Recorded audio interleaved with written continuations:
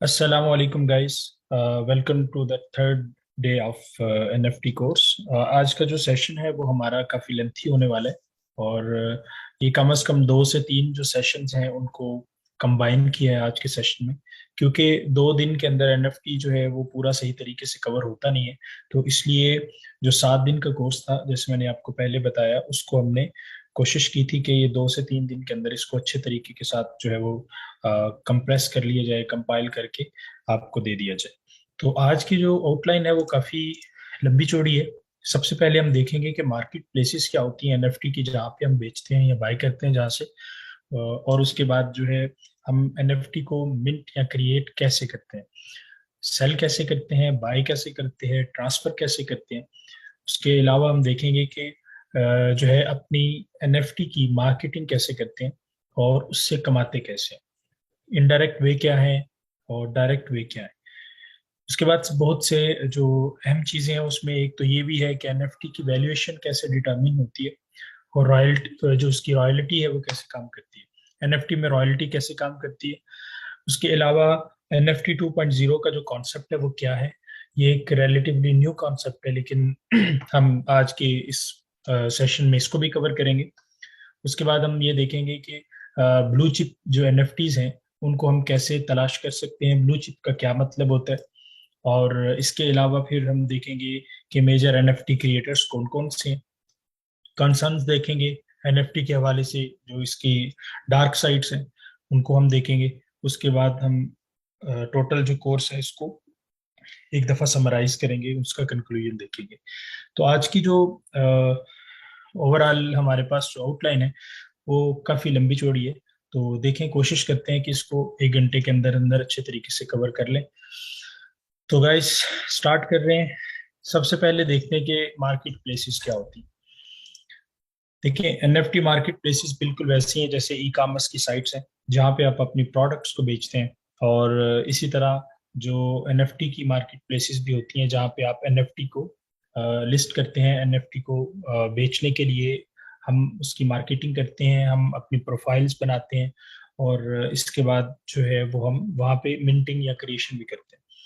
तो NFT market places बुनियादी तौर पे एक समझ लीजिए कि एक ऐसी जगह होती है जहाँ पे हम ये एनएफटी से रिलेटेड जो बाय सेल ट्रांसफर और मिंटिंग और इस तरह के सारे काम करते हैं। बेसिकली डिजिटल एसेट्स की कलेक्शन की जो जगह होती है, हम उसको एनएफटी मार्केट प्लेसेस कहते हैं। बाकी हर तरह की जो एनएफटी मार्केट प्लेसेस हैं वो मुख्तलिफ ब्लॉकचेन्स को सपोर्ट करती हैं।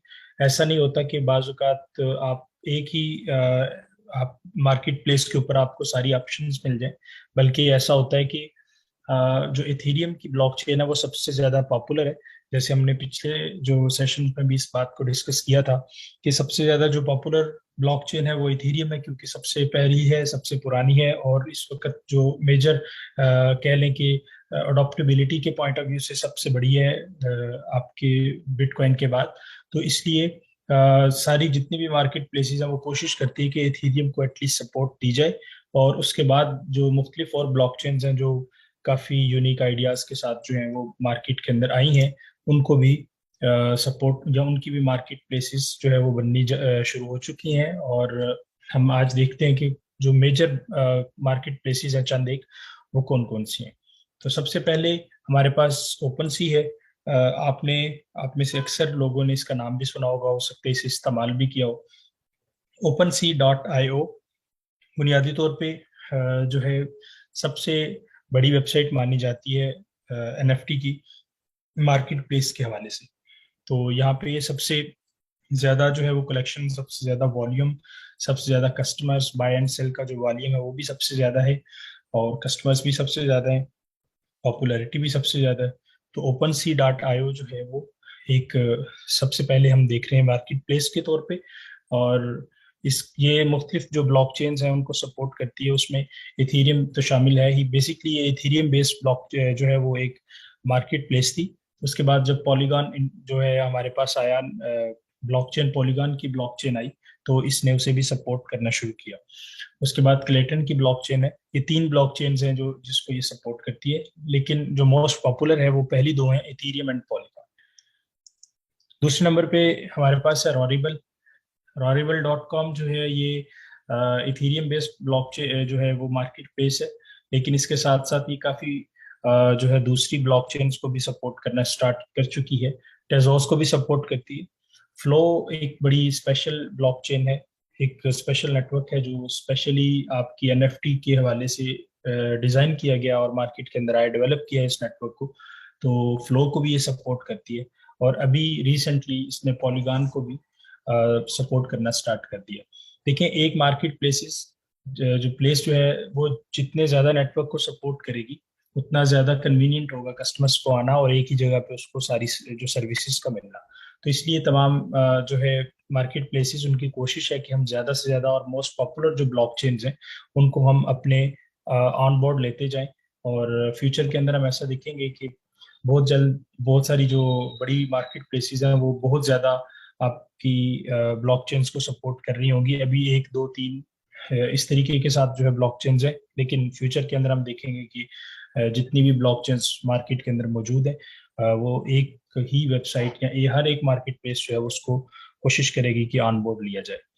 तो ये हमारे पास इस वक्त दूसरी जो मार्केट प्लेस है वो रॉरिबल है। तीसरी के ऊपर चलते हैं, वो सोलाना आर्ट है। सोलाना एक बहुत बड़ी ब्लॉकचेन है जो कह लें कि इथीरियम की कंपटीशन के ऊपर इस वक्त मौजूद है मार्केट के अंदर। और सोलाना आर्ट डॉट आईओ जो है वो सिर्फ अभी सोलाना को सपोर्ट करती है। बेसिकली सोलाना आर्ट के नाम से जो इसकी वेबसाइट से आपको अंदाजा हो जाता है कि ये Solana based, Solana blockchain based जो है एक मार्केट प्लेस है। तो ये भी एक काफी पॉपुलर और सोलाना वेबसाइट की, सोलाना ब्लॉकचेन की जो सबसे बड़ी इस वक्त आप समझ लें कि मार्केट प्लेस है। अगर आप सोलाना ब्लॉकचेन के ऊपर अपनी एनएफटी को मिंट करना चाहते हैं या सोलाना ब्लॉकचेन पे बनी हुई एनएफटी को बाय करना चाहते हैं, तो आपके पास Solana art dot IO option मौजूद है। इसके बाद एनबीए टॉप शॉट एक वेबसाइट है, एक मार्केट प्लेस है। बेसिकली ये सपोर्ट से रिलेटेड जो चीज़ें हैं या कलेक्टिबल्स हैं उसके लिए खास तौर पे मशहूर है। तो ये फ्लो ब्लॉकचेन है उसको सपोर्ट करती है फिलहाल, और मे बी फ्यूचर के अंदर हम देखें बहुत जल्द ये मुख्तलिफ ब्लॉकचेन्स को सपोर्ट करना स्टार्ट हो जाएगी। इसके बाद सुपर रेयर है। सुपर रेयर भी ये जो है एक मार्केट प्लेस है, ये इथेरियम ब्लॉकचेन को सपोर्ट करती है। यहाँ पे भी आपको बहुत सारे कलेक्टिबल्स जो है वो मिल जाते हैं।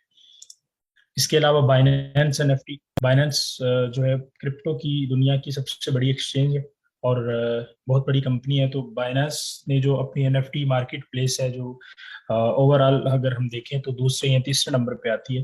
तो बाइनेंस एनएफटी की जो मार्केट प्लेस है ये एक तो अपनी चेन को सपोर्ट करते हैं जो बीएससी है, जो मेजर इनकी चेन है, बाइनेंस स्मार्ट चेन, बीएससी, और दूसरा आपके पास इथेरियम। तो हमने यहाँ पे भी देख लिया कि इथेरियम की जो पॉपुलैरिटी है या अडॉप्टेबिलिटी है वो मजबूरी होती है, क्योंकि इथेरियम सबसे ज्यादा यूज होने वाली ब्लॉकचेन जो है वो मानी जाती है। और दूसरे नंबर पे इसके इसकी अडॉप्टेबिलिटी है आफ्टर बिटकॉइन, पॉपुलैरिटी के हवाले से भी, और मजीद आपकी जो मार्केट के अंदर अडॉप्टेबिलिटी है उसके पॉइंट ऑफ व्यू से ये पहली ब्लॉकचेन है जो स्मार्ट कॉन्ट्रैक्ट को सपोर्ट करती थी। और बाकी तमाम जो ब्लॉकचेन्स हैं वो इसके बाद आई हैं मार्केट के अंदर। तो जाहिर बात है इसकी जो पॉपुलैरिटी है या इसके जिस पे जो ट्रस्ट का लेवल है वो डिफरेंट है। तो लेकिन ऐसा नहीं है कि बाकी जो है वो इसके कंपैरेटिवली कम परफॉर्मेंस देती हैं, बल्कि इससे ज़्यादा बेहतर ब्लॉकचेन्स मौजूद हैं, लेकिन थोड़ा टाइम लगेगा उनको इससे ज़्यादा मेन स्ट्रीम में आने में, और दीगर कुछ वक्त लगता है। इसलिए जो है वो अभी इस वक्त मार्केट के अंदर उस लेवल पे पॉपुलर नहीं है। लेकिन बहुत जल्दी सोलाना और आपके सामने कुछ ऐसी और जो ब्लॉकचेन्स हैं जो बहुत जल्दी मार्केट के अंदर अपना जो इम्पैक्ट है वो डालने में कामयाब हो चुकी है। तो फ्यूचर के अंदर इथेरियम की जगह भी कोई ले सकता है, पॉसिबल है। और ये भी हो सकता है कि इथेरियम जो है वो अपने वर्जन 2 के बाद जो इसका आइंदा आने वाला है उसके बाद ये मजीद स्ट्रांग होकर सामने आ जाए। बहरहाल ये हमने मार्केट प्लेसेस की बात की थी। और अगर हम देखें मार्केट प्लेसेस के हवाले से तो चले एक नज़र यहाँ पे डाल लेते हैं, ओपन सी पे देख लेते हैं। हमारे पास ये ओपन सी डॉट आईओ है।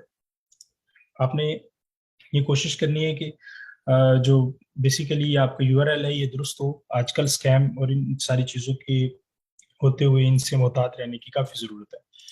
दूसरे नंबर पे हम रारिबल को देख लेते हैं। ये आपके पास रारिबल है।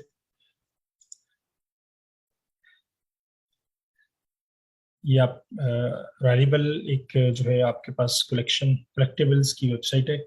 और इसके बाद हम देखते हैं NBA टॉप शॉट। आप खुद भी देखते हैं रोजाना की बुनियादों पे बहुत सारी नई जो वेब आपके पास मार्केट प्लेसेस हैं वो इमर्ज होती जा रही हैं। लेकिन ये काफी पॉपुलर है जो मैंने यहाँ पे आपके सामने डिस्कस किए हैं। ये ज्यादातर आपकी स्पोर्ट्स और स्पोर्ट्स से रिलेटेड जो चीजें हैं उनके लिए काफी पॉपुलर है NBA टॉप शॉट। उसके अलावा जो हमने दूसरी एक और पढ़ी है, Solana art. Solana dot dot dot IO के सोलाना आर्ट डॉट IO। तो यहाँ पे ही आपको सोलाना बेस्ड सारी की सारी मिल जाएंगी। यहाँ पे आपको जो है फैंटम वॉलेट जो है वो कनेक्ट करना पड़ेगा। ठीक है, यहाँ पे आपको फैंटम वॉलेट कनेक्ट करना पड़ेगा। अच्छा, यहाँ पे एक और चीज देखें कि जितनी भी आपके पास मार्केट प्लेसेस होती हैं वहाँ पे जब आप लॉग इन करना चाहते हैं, जैसे साइन इन करना चाहते हैं, तो आपको अपनी ईमेल आईडी और दीगर चीजें देने की जरूरत नहीं होती। जैसे हम साइन इन पे क्लिक करते हैं तो sign in with MetaMask, sign in with other wallets. तो ये वेब 3 की एक छोटी सी एप्लीकेशन है, या वेब 3 का एक छोटी सी झलक है जो आपको नजर आ रही है कि फ्यूचर के अंदर जब हम ब्लॉकचेन के साथ इंटरेक्शन करना चाहेंगे तो हमें आपका ईमेल आईडी और जो इस वक्त ट्रेडिशनल वे है उसमें नहीं जाना पड़ेगा, बल्कि आपको वॉलेट ही आपकी आईडी होती है। तो जैसे ही आप यहाँ पे साइन इन विद मेटामास्क करते हैं तो आपके पास ये आप इस वक्त मेटामास्क के थ्रू इसमें लॉग इन हो चुके हैं। जस्ट हमने क्लिक किया, चूंकि मेटामास्क मैंने इंस्टॉल किया हुआ है, मैंने क्लिक किया तो ये मेरा सारा डेटा साथ आ चुका है। तो ये मेरी प्रोफाइल बन चुकी है ऑटोमेटिकली। जैसे ही क्लिक करते हैं तो मेरी प्रोफाइल मेरा ये एड्रेस होती है। लास्ट टाइम हमने डिस्कस किया था कि जो आपका जो पब्लिक एड्रेस होता है वो आपकी प्रोफाइल होती है, वो आपकी आइडेंटिटी होती है, पब्लिक आइडेंटिटी होती है। तो ये हमारे पास पब्लिक जो हमारा एड्रेस है वो हमारी आइडेंटिटी है। तो इस चीज को आपने मद्देनजर रखना है। तो यही चीज बाकी के साथ भी है। सुलाना में जाएंगे तो कनेक्ट वॉलेट करेंगे। ये ऑप्शन बता रहा है कि ये वॉलेट्स जो है वो आप कनेक्ट कर सकते हैं। इसमें सॉल फ्लेयर है, सॉलिड है। हमने फैंटम की बात की थी। फैंटम मोस्ट पॉपुलर जो इस वक्त आपका सोलाना बेस्ड वॉलेट है, वो आप इन इस फैंटम के ऑप्शन भी मौजूद है। ये मजीद आपके पास काफ़ी सारी ऑप्शन मौजूद है। लेकिन कहने का मकसद फिर वही है कि अगर हम फैंटम क्लिक करते हैं तो इसमें चूंकि मैंने फैंटम अभी इंस्टॉल नहीं किया हुआ, तो वगरना आपको यहाँ पे एक पॉपअप विंडो खुलती और फैंटम के साथ आप जो है वो कनेक्ट हो जाते हैं। तो यही सूरत हाल है जब भी हम वेब 3 और दीगर ब्लॉकचेन्स और इस तरह की वर्ल्ड के साथ जब हम इंटरेक्शन करेंगे फ्यूचर के अंदर या अभी भी करेंगे जब भी, और तो आपको रवायती या जो ट्रेडिशनल वे है उससे लॉग इन नहीं करना पड़ता, साइन अप नहीं करना पड़ता, बल्कि आपकी जो वॉलेट एड्रेस होता है, वॉलेट आईडी जो आपकी आईडी होती है, वही आपकी आइडेंटिटी होती है डिसेंट्रलाइज वर्ल्ड के अंदर। तो यहाँ तक मेरे ख्याल है बात समझ आ गई होगी अच्छे तरीके से। हम थोड़ा आगे चलते हैं। आज हम जो यूज़ करेंगे बेसिकली ओपन सी को यूज़ करेंगे। मैं यहाँ पे ऑलरेडी कनेक्टेड हूँ, मैं इसको लॉग आउट करता हूँ ताकि मैं जो बिल्कुल शुरू से आपको ये पूरे प्रोसेस से जो है वो गुजारूँ कि हम NFT को क्रिएट कैसे करते हैं और NFT को किस तरीके से लिस्ट करते हैं। तो थोड़ी देर हम चीज़ें देख लेते हैं कि मजीद के सेलिंग प्रोफाइल्स कैसे बनाते हैं।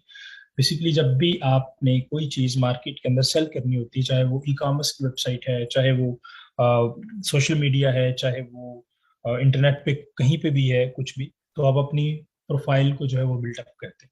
तो प्रोफाइल बिल्टअप करना ये जो है इसलिए ज़रूरी है कि जब भी आप अपनी NFT को बनाएंगे कल को और आप उसको लिस्ट करते हैं तो जो खरीदने वाला है उसको उसमें अट्रैक्टिव कुछ ना कुछ नज़र आना चाहिए, वगरना ना वो आपकी NFT क्यों खरीदेगा। मसलन आपने एक पेंटिंग जो है वो बनाई है, आपने उसके हवाले से पूरा डेटा ही नहीं दिया, पूरी इंफॉर्मेशन ही नहीं दी हुई, और आपने ना अपने बारे में इंफॉर्मेशन दी है, ना उससे रिलेटेड जो है वो कुछ वेबसाइट्स के लिंक्स दिए हुए हैं, ना उसके बारे में पूरी तफसील से आगाह किया हुआ है, तो किसी भी शख्स को क्या इंटरेस्ट हो सकता है कि वो आपकी एनएफटी को खरीदे। तो इसी तरह ही जब आप किसी की जो है एनएफटी खरीदते हैं, कोई कंपनी के एनएफटी खरीदते हैं, तो जाहिर बात है आप उस के नाम से मुतासिर होते हैं, उसका नाम आपने सुना होता है, उसकी पॉपुलैरिटी से आप पहले से ही जो है वाकिफ होते हैं। तो यही सूरत हाल आपको अपनी प्रोफाइल के ऊपर भी, जब आप स्टार्ट करते हैं तो अपनी प्रोफाइल के ऊपर अच्छा खासा काम करना पड़ता है। तो चंद एक चीजें हैं जिनका आपको ख्याल रखना होता है। एक तो आपका जो नेम है, प्रोफाइल पिक्चर है, पूरा जो डेटा है वो काफी अट्रैक्टेबल होना चाहिए। उसके बाद वेल डिस्क्राइब्ड होना चाहिए। वही चीजें हैं जो नॉर्मल आप किसी भी प्रोफाइल को बनाने के लिए यूज करते हैं, वही चीजें आप यहाँ पे यूज करेंगे, कोई नई चीज नहीं है। लेकिन इन चीजों का आपको यहाँ पे भी ख्याल रखना जरूरी है। उसके बाद अच्छे तरीके से आप डिस्क्राइब करते हैं अपने पूरे प्रोजेक्ट को, एनएफटी को, उसके पीछे जो कंपनी है या उससे पीछे जो कॉन्सेप्ट है जो आपके एनएफटी का है, उसको अच्छे तरीके से आप जो है वो डिस्क्राइब करते हैं, डिस्क्रिप्शन उसकी अच्छी देते हैं। तो वो एक कह लें कि अट्रैक्टिव पॉइंट होता है। दूसरे तीसरे नंबर पे हम देखते हैं कि अथेंटिक होना चाहिए। आपकी जो प्रोफाइल है वो अथेंटिक होनी चाहिए। अथेंटिक से मुराद ये है कि सोशल मीडिया लिंक्स से लेके वेबसाइट्स और दीगर जो लिंक्स हैं जो आपकी क्रेडिबिलिटी को प्रूव करते हैं, आपको वो लिंक्स वहां पे देने हैं। कैसे देने हैं वो भी हम देखने वाले हैं। उसके बाद आपकी जो एनएफटी लिस्टिंग है वो बड़ी क्वालिटी बेस्ड होनी चाहिए। बिल्कुल ऐसा नहीं है कि अगर हम एनएफटी को क्रिएट कर सकते हैं खुद एक जस्ट क्लिक से, तो आप हर एक चीज के एनएफटी बना के बेच जो है वो सेल करना शुरू कर दें। बल्कि आपने प्रॉपरली वर्क करना है कि मैं एनएफटी की कोई कलेक्शन बना रहा हूँ या एनएफटी मैं लॉन्च कर रहा हूँ, लिस्ट कर रहा हूँ, तो वो मैं क्या क्यों कर रहा हूँ। और अगर मैं 10 उसकी कॉपीज बना रहा हूँ तो 10 कॉपीज क्यों बना रहा हूँ, क्या मेरे पास उसकी प्रॉपर जस्टिफिकेशन है, क्या मैं उसको प्रॉपर डिस्क्राइब कर सकता हूँ। तो ये सारी चीज़ों को आपको जहन में रख के उसके बाद फिर आप लिस्टिंग करते हैं, बनाते हैं, मिंटिंग करते हैं, क्रिएट करते हैं, उसके बाद सेल के लिए लगाते हैं। तो चले हम देखते हैं कुछ थोड़ा सा कि किस तरीके के साथ जो है वो हम एनएफटी को बना सकते हैं। और ये वो प्रोसीजर है जो आमतौर पे आपको मुख्तलिफ जगहों से मिलता है। जैसे ही एनएफटी को कोई कोई भी आपको सोशल मीडिया पे या यूट्यूब वगैरह पे एनएफटी सिखाता है, तो वो आपको यही प्रोसेस बताता है जो मैं अभी बताने वाला हूँ। कि सबसे पहले हम देखते हैं कि कोई इंतखाब हमने ये करना होता है कि कोई हमारे पास जो कोई भी मार्केट प्लेस है उसका पहले हम इंतखाब करते हैं। तो लेकिन एक चीज उससे पहले मैं आपको बता देता हूँ कि मैं मिंटिंग का लफ्ज यूज कर रहा हूँ, तो मिंटिंग से मुराद क्या है। ठीक है, मिंटिंग से मुराद बुनियादी तौर पे आपका जो डेटा होता है, चाहे वो कोई भी हो जिसकी आपने एनएफटी बनानी है, आप उसको ब्लॉकचेन के साथ एसोसिएट करते हैं और ब्लॉकचेन के ऊपर डाल देते हैं सिंपल वर्ड के अंदर। तो सिंपल वर्ड्स के अंदर अगर आप उसको ब्लॉकचेन के ऊपर डाल देते हैं और ट्रांजैक्शन जो है वो हो जाती है ब्लॉकचेन के ऊपर, ब्लॉकचेन के ऊपर आपका डेटा या उसका जो रेफरेंस लिंक है वो सेव हो जाता है। तो अब आपकी बुनियादी तौर पे एनएफटी क्रिएट हो चुकी है। नॉन फंजिबल टोकन आपने सबसे पहले क्या किया होता है, आपने ब्लॉकचेन का इंतखाब किया होता है। ब्लॉकचेन चूज करने के बाद आप उसके ऊपर अपनी ट्रांजैक्शन करते हैं और अपना जो डेटा है वो ब्लॉकचेन के ऊपर डालते हैं। चूंकि अब ये काफी मुश्किल काम है, लेकिन हमारे मार्केट प्लेसेस ने हमारा ये काम आसान कर दिया है। वो जस्ट सिंगल क्लिक आप करते जाते हैं और उसकी बैक एंड पे जो कोडिंग रिक्वायर्ड है, जो कुछ भी रिक्वायर्ड है, वो ऑटोमेटिकली हो जाती है। अगर ना आपको खुद जो है वो स्मार्ट कॉन्ट्रैक्ट लिखना पड़े, आपको खुद जो है वो ब्लॉकचेन के ऊपर सारा डेटा जो है मैनुअली डालना पड़े, तो वो हर शख्स नहीं कर सकता। तो इसलिए ये सारा जो सहूलत है वो आपको कह लें कि जो मार्केट प्लेसेस हैं वो देती हैं कि जस्ट सिंगल क्लिक के ऊपर एक लेमैन भी अपनी एनएफटी को क्रिएट कर सकता है। तो अगर ना एनएफटी क्रिएट करना is equal to token create करना, जैसे आप अपनी क्रिप्टो करेंसी बनाते हैं उतना ही मुश्किल या उतना ही आसान है एनएफटी को भी बनाना। तो लेकिन चूंकि एनएफटी मार्केट प्लेसेस आपको ये सर्विसेज देती हैं कि वो आप जस्ट चंद एक क्लिक से अपने एनएफटी को क्रिएट कर सकें, यानी अपना टोकन क्रिएट कर सकें। तो इसलिए ये हमें थोड़ा सा आसान लगता है बनिस्बत इसके कि आप अपनी क्रिप्टो करेंसी क्रिएट करें। ठीक है ये भी एक क्रिप्टो करेंसी सिंगल टोकन के साथ। उसके बाद आईपीएफएस को थोड़ा सा मैंने यहाँ पे लिख दिया कि जब आप क्रिएट करते हैं, एनएफटी को क्रिएट करते हैं, तो एक्चुअल में जो आपकी जो पिक्चर है, जैसे मैं एक पेंटिंग है उसकी जेपीजी बनाता हूँ और उसको मैं उसकी एनएफटी बनाना चाहता हूँ, तो जो ब्लॉकचेन है उसके ऊपर आपकी जेपीजी सेव नहीं होती। ब्लॉकचेन के अंदर आपका जो डेटा है वो जेपीजी या आपकी वीडियो सेव नहीं होती। अगर ऐसा हो तो ब्लॉकचेन का जो साइज है वो कह लें कि इतना बड़ा हो जाए कि कोई इसे स्टोर ना कर सके, क्योंकि दुनिया के अंदर करोड़ों लोग जो हैं वो एनएफटी क्रिएट कर रहे हैं और एक से ज्यादा कर रहे हैं। तो ये कह लें कि अरबों टेराबाइट का जो डेटा है वो किस तरीके के साथ जो है वो वहाँ पे मैनेज किया जा सकता है, ये पॉसिबल नहीं होता। बल्कि वहाँ पे ब्लॉकचेन के ऊपर सिर्फ एक टैग जो है वो सेव होता है, जो टैग आईपीएफएस के साथ जो है वो लिंक होता है।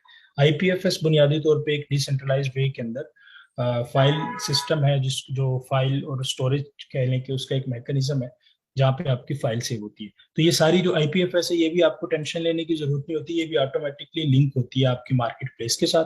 तो ये सारे काम जो है वो मार्केट प्लेस ही खुद कर रही होती है। मेरा कहने का यहाँ पे सिर्फ यहाँ बताने का मकसद ये है कि आपको इस पूरे प्रोसेस की जो है वो आपको ओवरऑल समझ आ जाए कि हो क्या रहा होता है बैक एंड पे। तो आईपीएफएस हो जो है वो उस पे आपका जो डेटा है वो सेव हो रहा होता है। लेकिन ब्लॉकचेन के ऊपर सिर्फ उसके साथ जो लिंक है या टैग है, आप समझ लें रेफरेंस लिंक जो है कह सकते हैं, या रेफरेंस नंबर वो जो है वो अटैच्ड होता है। ठीक है। तो इसलिए ब्लॉकचेन का जो साइज है वो इतना बड़ा नहीं होता, क्योंकि उसके अंदर सिर्फ नंबर्स होते हैं। तो वो ऑटोमेटिकली जैसे ही वो नंबर आप ब्लॉकचेन के थ्रू एक्सेस करते हैं तो वो ऑटोमेटिकली आईपीएफएस के साथ भी वो चीज जो है वो मार्केट प्लेस जो है वो आपको कह लें कि वहां से उसको लिंक करके वो आपके सामने शो कर देती है। तो ये आईपीएफएस है। मजीद आप इसको देखना चाहें तो आपके सामने मैं यहाँ पे जो है इन चीज़ों को स्किप नहीं करना चाहता था, लेकिन मुख्तसरन इसके ऊपर बात कर सकता हूँ वक्त की जो है वो कमी की वजह से। लेकिन मैंने इसको स्किप नहीं किया ताकि आपको कम से कम आइडिया हो सके कि ओवरऑल हो क्या रहा होता है।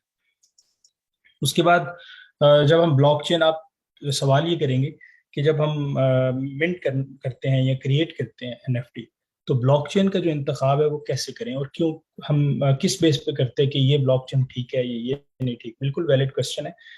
हम ब्लॉकचेन का इंतखाब चंद एक चीज़ों की वजह से करते हैं। पहली बात तो ये है कि ब्लॉकचेन जो है वो ओवरऑल पॉपुलर कितनी है, उसके ऊपर ट्रांजैक्शन फी क्या है, और उसके बाद हमारी जो एनएफटी की टाइप है उसके लिए सूटेबल क्या है। देखिए पॉपुलैरिटी इस वजह से कि आप जो है ब्लॉकचेन कोई एक अननोन ब्लॉकचेन है और वो भी स्मार्ट कॉन्ट्रैक्ट को सपोर्ट करती है, तो जारी बात है एनएफटी तो उस पर भी बन जाएगी। लेकिन उसको जानता कौन है, वो कितनी यानी कहाँ किस मार्केट प्लेस के साथ जो है वो अटैच्ड है, एसोसिएटेड है, और उसकी जो मार्केट प्लेस है उसके ऊपर कितने कस्टमर्स हैं, कितने विजिटर्स हैं। तो आपको पहले नंबर पे तो इन चीज़ों का ख्याल रखना होता है। ऐसा नहीं है कि आप एक ऐसी अननोन किस्म की ब्लॉकचेन का इंतखाब करें जिसको जानता कोई नहीं है और आप उसके ऊपर एनएफटी क्रिएट करके बैठ जाएं और ना कोई आपके पास कस्टमर आए, ना ही आप उसको जो है वो सेल करने के काबिल रहेंगे। तो एक तो पॉपुलैरिटी है, तो वो हम सबको पता है कि इथीरियम है। इथीरियम के अलावा पॉलीगॉन है, या जो मैंने फ्लो और सोलाना और ये मेजर वेबसाइट्स हैं, जो मेजर सॉरी ब्लॉक चेन्स हैं, और इनकी मार्केट प्लेसेस भी काफ़ी पॉपुलर हैं, काफ़ी बड़ी मार्केट प्लेसेस हैं। मल्टी मिलियन और बिलियन डॉलर्स की ट्रांजैक्शंस होती हैं इनके ऊपर। तो ये पॉपुलैरिटी के पॉइंट ऑफ व्यू से तो सिलेक्शन खुद पता होना चाहिए कि हमें जो है वो किसका इंतखाब करना है। तो ये इथीरियम है, फ्लो है, आपके पास सोलाना है, आपके पास पॉलीगॉन है वगैरह। लेकिन इसके साथ एक और चीज़ है, ट्रांजैक्शन फी। अगर आप इथीरियम की बात करें, इथीरियम को सारी दुनिया जानती है, लेकिन उसके ऊपर ट्रांजैक्शन की जो फीस है वो बहुत ज्यादा है। ट्रांजैक्शन फीस का मतलब ये होता है कि जब भी आप कोई चीज ब्लॉकचेन के ऊपर क्रिएट करते हैं तो वो एक ट्रांजैक्शन के तौर पे वो अमल होता है। वो एक अमल, पूरा जो एक प्रोसेस है उसको हम ट्रांजैक्शन कहते हैं। मसलन आपने किसी को ब्लॉकचेन के थ्रू पेमेंट भेजी तो भी एक ट्रांजैक्शन। आपने ब्लॉकचेन के ऊपर एक स्मार्ट कॉन्ट्रैक्ट जो है वो लोड किया, वो भी एक जो है वो ट्रांजैक्शन है। आपने एनएफटी को क्रिएट किया तो भी एक ट्रांजैक्शन है। आपने जो है ब्लॉकचेन के ऊपर कोई भी एक्टिविटी की, ठीक है, तो वो एक ट्रांजैक्शन कहलाती है। तो उस ट्रांजैक्शन की एक फीस होती है, यानी ब्लॉकचेन को इस्तेमाल करने की एक फीस होती है। तो वो फी जो होती है वो बुनियादी तौर पे डिटरमिन करती है कि आपने किस यानी ब्लॉकचेन का इंतखाब करना है अपनी एनएफटी के लिए। तो अगर हम इथीरियम की बात करें तो इथीरियम की जो इस वक्त फी है वो बहुत ज्यादा है। यानी ये $40 से लेके $100 तक चली जाती है, तो एक ट्रांजैक्शन की फीस। तो अगर आप एक एनएफटी बनाते हैं तो एनएफटी बनाते उसको लिस्ट करने के लिए आपको $40 $50 चाहिए होते हैं। तो इसलिए हम कह लें कि इथेरियम का इंतखाब आमतौर पे नहीं करते जब अगर हमारी एनएफटी की जो प्राइस है, यानी अगर हमने $500 की बेचनी है या $1000 की बेचनी है, तो हम उसके अंदर 50 या $100 नहीं देते ट्रांजेक्शन्स के, क्योंकि बाज़ का ट्रांजेक्शन फेल हो जाती है तो भी आपकी फ़ी कट जाती है। तो इसलिए बाज़ का 1 से 2 दफ़ा आपको ट्रांजेक्शन करनी पड़ती है और आपके पैसे डबल कट जाते हैं। तो ये आमतौर पे वहां पे होता है जहाँ पे अब मल्टी मिलियन डॉलर की भी आपकी बिकती हैं एनएफटीज, कई हजार डॉलर की बिकती हैं। तो जहाँ पे हजारों डॉलर्स में या मिलियन डॉलर्स में, हंड्रेड ऑफ थाउजेंड्स डॉलर्स में आपकी एनएफटी सेल होती है, तो वहाँ पे ट्रांजेक्शन फी जो है वो उतना मैटर नहीं करती। वहाँ पे $100 जो है बिल्कुल थोड़े से होते हैं कंपैरेटिवली। तो वहाँ पे आप तो इथेरियम का इंतखाब करते हैं। लेकिन जब आप हम बात कर रहे हैं $10 $20 $50 की एनएफटी की या $100 की एनएफटी की, या आज हम जो क्रिएट करेंगे कह लें कि एजुकेशनल पर्पस की वजह से, तो वहाँ पे हम इसका इंतखाब नहीं करते इथेरियम का। तो फिर सवाल ये है कि किसका इंतखाब किया जाए, तो वो है पॉलीगॉन नेटवर्क। पॉलीगॉन नेटवर्क जो है वो इथेरियम की सारी खसूसियात रखता है। इथेरियम का जो है स्केलिंग सोल्यूशन भी है। तो बुनियादी तौर पे ये अपनी पहली ब्लॉकचेन इसकी नहीं हुआ करती थी और ये एक सिर्फ स्केलिंग सॉल्यूशन के तौर पे काम करता था, लेकिन अभी पॉलीगॉन जो है वो मेन स्ट्रीम के अंदर बहुत बड़ी एक ब्लॉकचेन के साथ भी मौजूद है और इथेरियम वाली सारी की सारी आप समझ लें कि इसके अंदर जो उसकी करेक्टरिस्टिक्स हैं वो भी मौजूद है। तो पॉलीगॉन बहुत पॉपुलर नेटवर्क हो चुका हुआ है। तो पॉलीगॉन के ऊपर ट्रांजेक्शन की फीस जो है वो सेंट्स में होती है, फ्यू सेंट्स, 2-4 सेंट्स होती है, जिसकी वजह से आप जो है इसका इंतखाब करते हैं। ये बिल्कुल एक समझ लें फ्री ऑफ कॉस्ट ही एक ब्लॉकचेन है जिसके ऊपर आप एनएफटी मिंट कर सकते हैं, कोई भी ट्रांजेक्शन कर सकते हैं। उसके बाद सूटेबल फॉर योर एनएफटी, क्या आपकी एनएफटी की टाइप क्या है, आप उसके मुताबिक इंतखाब करते हैं। अगर आपकी एनएफटी जो है वो समझ लीजिए जिस तरह मैंने पहले बात की, अगर काफी पॉपुलर है, काफी बड़ी है, कोई बहुत बड़ा आर्टिस्ट है, बहुत बड़ी एसोसिएशन है उसके पीछे, तो फिर आप इथेरियम का इंतखाब करते हैं। अगर आप जो है स्पोर्ट्स बेस करते हैं तो जो है आपके एनबीए टॉप शॉट के ऊपर आप जाते हैं, वहां पे फ्लो कह लें कि आपके पास ऑप्शन मौजूद होती है, फिर आप फ्लो ब्लॉकचेन जो है उसका इंतखाब करते हैं। तो ये डिपेंड करता है कि आपके एनएफटी के लिए सूटेबल क्या है। तो ये एक जो है एनएफटी किस सॉरी ब्लॉकचेन की सिलेक्शन के ऊपर जो है एक जरूरी बात थी जो आपके जहन में आ सकती है, तो उसका ये आंसर था। अब आ जाते हैं अपने असल काम की तरफ कि हम एनएफटी को मिंट कैसे कर सकते हैं, एनएफटी को क्रिएट कैसे कर सकते हैं, आप अपनी पहली एनएफटी कैसे बना सकते हैं। तो सबसे पहले जनाब इसके तो आपने मार्केट प्लेस का इंतखाब करना है, उसको ओपन करना है। फर्ज करें आपने ओपन सी खोल लिया, उसके बाद आपने अपनी क्रिएट जो सेलिंग प्रोफाइल है आपने वो बनानी, कनेक्ट करना है वॉलेट को। उसके बाद आप ये थोड़ी सी तरतीब ऊपर नीचे हो गई है, तो आपने कनेक्ट करना है अपने वॉलेट को। उसके बाद आपने अपनी सेलिंग प्रोफाइल बनानी है, ब्लॉकचेन का इंतखाब करना है। उसके बाद आपने कोई भी पिक्चर, इमेज, वीडियो जिसकी आपने एनएफटी बनानी है वो अपलोड करनी है, उसका नेम देना है, डिस्क्रिप्शन देनी है, उसको प्रॉपरली जो है वो उसमें सारा डेटा आपने फिल करना है। आपने प्राइस, जिस प्राइस के ऊपर आपने उसको बेचना है आपने वो लिखनी है। उसके बाद लिस्ट करना है और डन। आपकी पहली एनएफटी बन के लिस्ट हो चुकी है, वो यानी बिकने के लिए तैयार है। तो चलें ये काम अभी हम प्रैक्टिकल करके देखते हैं। तो यहाँ पे सबसे पहले मैंने ओपन सी खोल लिया है। ओपन सी के साथ मैं ये करता हूँ, ये हमारे पास एक निशान आ रहा है वॉलेट का, ठीक है। तो वॉलेट में कनेक्ट करता हूँ। वो पूछ रहा है कि कौन सा वॉलेट कनेक्ट करना है। चूंकि मेरे पास इस वक्त मेटामास्क है, तो मैं आपको यहाँ से सिर्फ मेटामास्क के साथ ही कनेक्ट हो सकता हूँ। क्लिक करता हूँ तो वो मेटामास्क कनेक्ट हो चुके हैं, ठीक है। ये मेरी प्रोफाइल जो है यहाँ पे आ जाएगी। हम प्रोफाइल देखेंगे तो ये ऑटोमेटिकली अननेम्ड जो प्रोफाइल है ये मेरी आ चुकी है। ये मेरी आइडेंटिटी है जो डिसेंट्रलाइज में मेरी यूनिक आइडेंटिटी है। ये मेरा वॉलेट एड्रेस भी है, ये मेरी आइडेंटिटी भी है।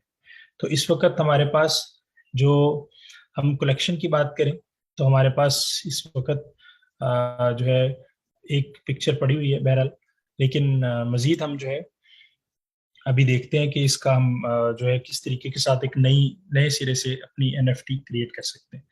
तो चलिए देखते हैं हमारे पास पहले बैलेंस कितना है, क्योंकि थोड़ा सा आपके पास बैलेंस होना चाहिए। तो हमारे पास चूंकि फंड नहीं है, ठीक है, फंड नहीं है, तो मेटामास्क में जाता हूँ मैं।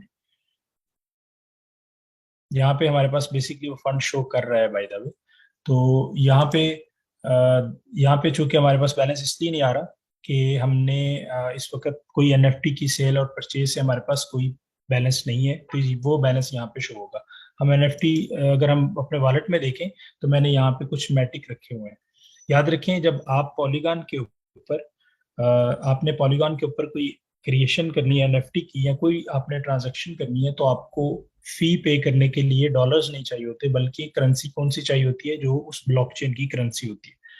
सेम अगर आपने इथीरियम की बात करें, अगर हम, तो इथीरियम ब्लॉकचेन के ऊपर आपको ईथ चाहिए होते हैं, यानी इथीरियम चाहिए होते हैं, जितनी भी उसकी फीस होती है उसके इक्विवेलेंट। और अगर हम बात करें पॉलीगॉन की, तो आपको मैटिक चाहिए होते हैं, कि मैटिक जो है वो पॉलीगॉन की बुनियादी करेंसी है, यानी आप मेन उसकी ब्लॉकचेन की करेंसी है, कॉइन है। इसी तरह अगर हम बीएससी की बात करें, तो उसके लिए हमें बीएनबी यानी बाइनेंस का टोकन चाहिए होता है, कॉइन चाहिए होता है। उसके बाद सोलाना आर्ट की बात करें, तो अगर हम सोलाना ब्लॉकचेन के ऊपर करेंगे तो हमें सोलाना चाहिए होता है। तो बात समझ गए। तो ये हमारे पास जो है, हमें ये चीजें चाहिए होती हैं अगर आपको अ, अगर आपने जो है वो क्रिएट करनी है एनएफटी, तो आपके पास ये जो मौजूद होना चाहिए, यानी उसकी करेंसी, उसको फी पे करने के लिए आपके पास टोकन मौजूद होने चाहिए, जितनी उसकी फी है उसके इक्विवेलेंट। तो हमारे पास जो है इस वक्त मौजूद है 4.7669 मैटिक। और इसका मतलब ये है कि हमारे पास इनफ मौजूद है। एक मैटिक इस वक्त $1 से थोड़ा ऊपर है। तो $1, इसका मतलब है कि $6 के करीब करीब हमारे पास मौजूद है। तो सेंट पे फीस लगनी है, तो ये मोर देन इनफ है हमारे लिए। ओके, तो चलें हम स्टार्ट करते हैं। सबसे पहले हम क्रिएट पे जाएंगे। क्रिएट पे जाते हैं, वो आपसे पूछता है कि जी साइन कर दें, सिग्नेचर रिक्वायर्ड है। मैंने आपसे बोला था कि जो आपकी प्राइवेट कीज होती हैं वो आपकी ट्रांजैक्शन को कर रही होती हैं, साइन कर रही होती हैं, अथॉरिटी दे रही होती है, हम साइन कर देते हैं। Okay, done.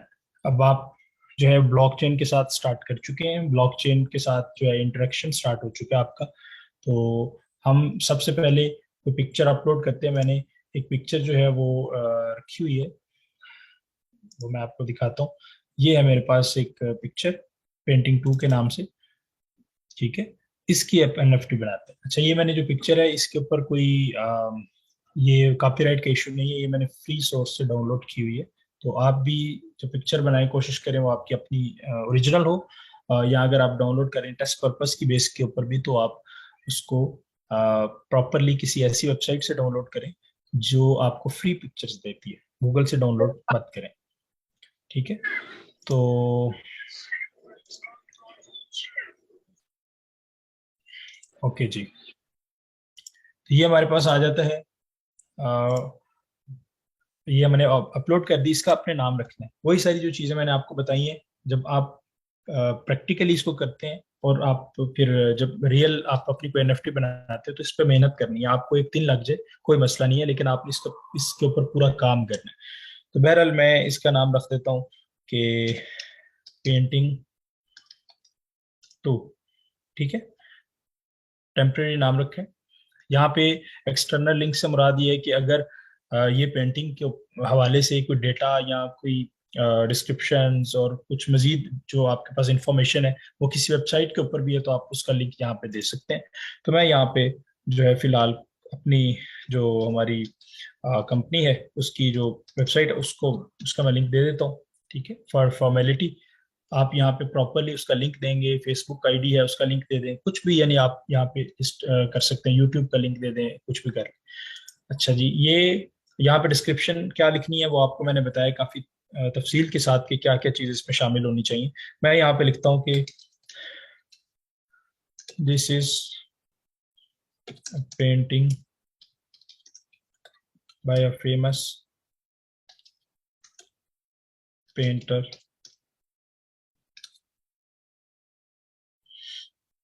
उसका नाम हम रख लेते हैं XYZ, ठीक है। ये मैं डिस्क्रिप्शन जो है फॉर्मेलिटी के तौर पे दे रहा हूँ। अब नीचे आ जाते हैं, इनको आप छोड़ देते हैं। यहाँ पे ये सप्लाई वन यानी एनएफटी है तो सारी बात वन है।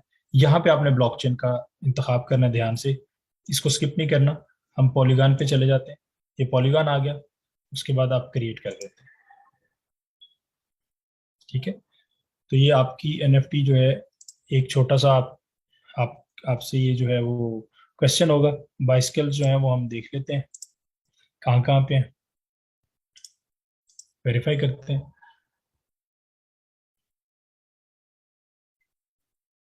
तो अभी आपकी एनएफटी जो है वो मिंट हो जानी चाहिए। जी आपकी एनएफटी मिंट हो चुकी है। ठीक है, you created painting two, you just created painting two, ये हमारी एनएफटी क्या हो चुकी है, मिंट हो चुकी है। पहली एनएफटी हमने मिंट कर ली अपनी। लेकिन ये जैसे ही मिंट होती है ना, तो फौरी तौर पे ये आपके सामने जब आ जाती है तो ये उस वक्त लिस्ट नहीं हुई होती, यानी बिकने के लिए तैयार नहीं होती। तो बिकने के लिए तैयार किस तरह होगी, आप इसको लिस्ट करते हैं। ठीक है, अच्छा ये निशान आप देख रहे हैं, ये निशान छोटा सा आ जाता है। अगर यहाँ इथेरियम का निशान आ रहा है तो इसका मतलब ये है कि इथेरियम ब्लॉकचेन के ऊपर है। अगर आपके पास ये इस तरीके से निशान आ रहा है जो पॉलीगॉन का लोगो है, तो आपके यहाँ पे आप अपना कर्सर लेके आएंगे तो आपको नजर भी आ रहा होगा कि पॉलीगॉन की बात हो रही है। तो ये पॉलीगॉन के ऊपर है ये एनएफटी। तो अब हमारा पेंटिंग पेंटिंग टू जो है वो एनएफटी हमने मिंट कर ली है। अब हम क्या करते हैं, इसको सेल, यहाँ पे आप जब क्लिक करेंगे सेल पे तो ये आपको कुछ डेटा देना पड़ेगा यहाँ पे कि आपने कितने की बेचनी है। ठीक है, हम हमें जो अमाउंट है वो डॉलर्स में नहीं देनी होती। चाहे हमारी जो ब्लॉकचेन है वो पॉलीगॉन है, चाहे वो हमारी ब्लॉकचेन इथेरियम है, ये वाला निशान आपके सामने आ रहा होगा। तो आपने जो अपनी इसकी बुनियादी तौर पे इसकी जो वैल्यू है या कीमत है वो आपने इथेरियम में कन्वर्ट करके ही देनी है। तो यहाँ पे इसकी एक लिमिट है कि आप जो है $5 से कम की नहीं बेच सकते। मतलब मैं 0.1 की नहीं बेच सकता, क्योंकि कहता है listing price must be greater than $5। तो $5 के इक्विवेलेंट अगर मैं देखूं तो सॉरी, $5 के इक्विवेलेंट जो है मेरे पास कितने इथेरियम बनते हैं, तो मेरे ख्याल से 1.17 या 18 बनते हैं। ठीक है, तो ये मैं आपके सामने जो है 0.0018 इथेरियम जो है उसकी मैं इसकी लिस्टिंग प्राइस रख देता हूँ। ठीक है, अब ये मैंने इसकी लिस्टिंग प्राइस कितनी रखी है, 0.0018 जो जिसकी इस वक्त मार्केट वैल्यू के हिसाब से जो मतलब डॉलर वैल्यू है वो बनती है $5.27। अच्छा यहाँ पे ड्यूरेशन आ जाती है कि कितनी देर तक ये लिस्ट रहे। आपकी मर्जी है, आप इसको 1 वीक कर सकते हैं, 1 डे, 3 डे, 6 मंथ, या फिर मैनुअल आप डेट कर सकते हैं कि ये जो है वो इतने महीने के लिए या इतने दिनों के लिए ये मार्केट के अंदर मौजूद रहे, बिकने के लिए तैयार हो। यहाँ पे वो कह रहे हैं कि 2.5% फी कटेगी जब इतने की बिकेगी, तो इस अमाउंट से 2.5% जो फीस है वो कट कट जाएगी आपकी। वो आपको ओपन सी ऑटोमेटिकली काट के देगा। तो ये आपको जो है इसमें मोर ऑप्शंस पे चले जाते हैं, ये भी आपको मैं बता देता हूँ कि यहाँ पे है रिजर्व फॉर स्पेसिफिक बायर। अगर ये एनएफटी पब्लिकली आप सेल करना चाहते हैं या किसी खास बंदे को या किसी खास कंपनी को सेल करना चाहते हैं, ये कंपनीज को ये भी ऑप्शन जारी बात उनके पास होगी कि वो हर एक को सेल नहीं करना चाहते, जो है वो नहीं करेंगे अपनी एनएफटी या कोई भी जो अपनी लिस्टिंग है। तो उनके पास ये ऑप्शन होती है कि वो किसी जो स्पेसिफिक बायर है उसके साथ जो है वो कमिट हो जाए। आप इसको जैसे ऑन करेंगे तो यहाँ पे आपको स्पेसिफिक बायर का एड्रेस देना पड़ेगा, वॉलेट एड्रेस। यानी बार बार एक चीज मैं जो रिपीट कर रहा हूँ यहाँ पे वो ये है कि हमारी आइडेंटिटी वॉलेट एड्रेस है।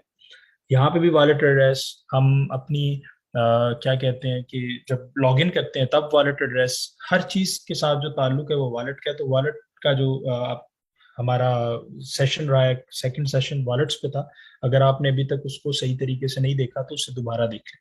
तो वॉलेट्स जो है वो बहुत इंपॉर्टेंट है। जब भी आपने क्रिप्टो में, आपने एनएफटी में, वेब 3 के अंदर, डिसेंट्रलाइज दुनिया के अंदर आपने आना है, तो आपको वेबसाइट ये वॉलेट के ऊपर बिल्कुल मुकम्मल अबूर हासिल होना चाहिए। तो यहाँ पे उसका वॉलेट एड्रेस दे देंगे तो ये क्या हो जाएगा, रिजर्व हो जाएगी उसी वॉलेट के लिए। जब तक वो इस वॉलेट के साथ कनेक्ट होके इसको बाय नहीं करेगा, ये किसी और को जो है वो सेल नहीं हो सकेगी। तो खैर हमने इसको पब्लिकली करना है तो हम इसको फिलहाल अनचेक कर देते हैं और कंप्लीट कर देते हैं लिस्टिंग।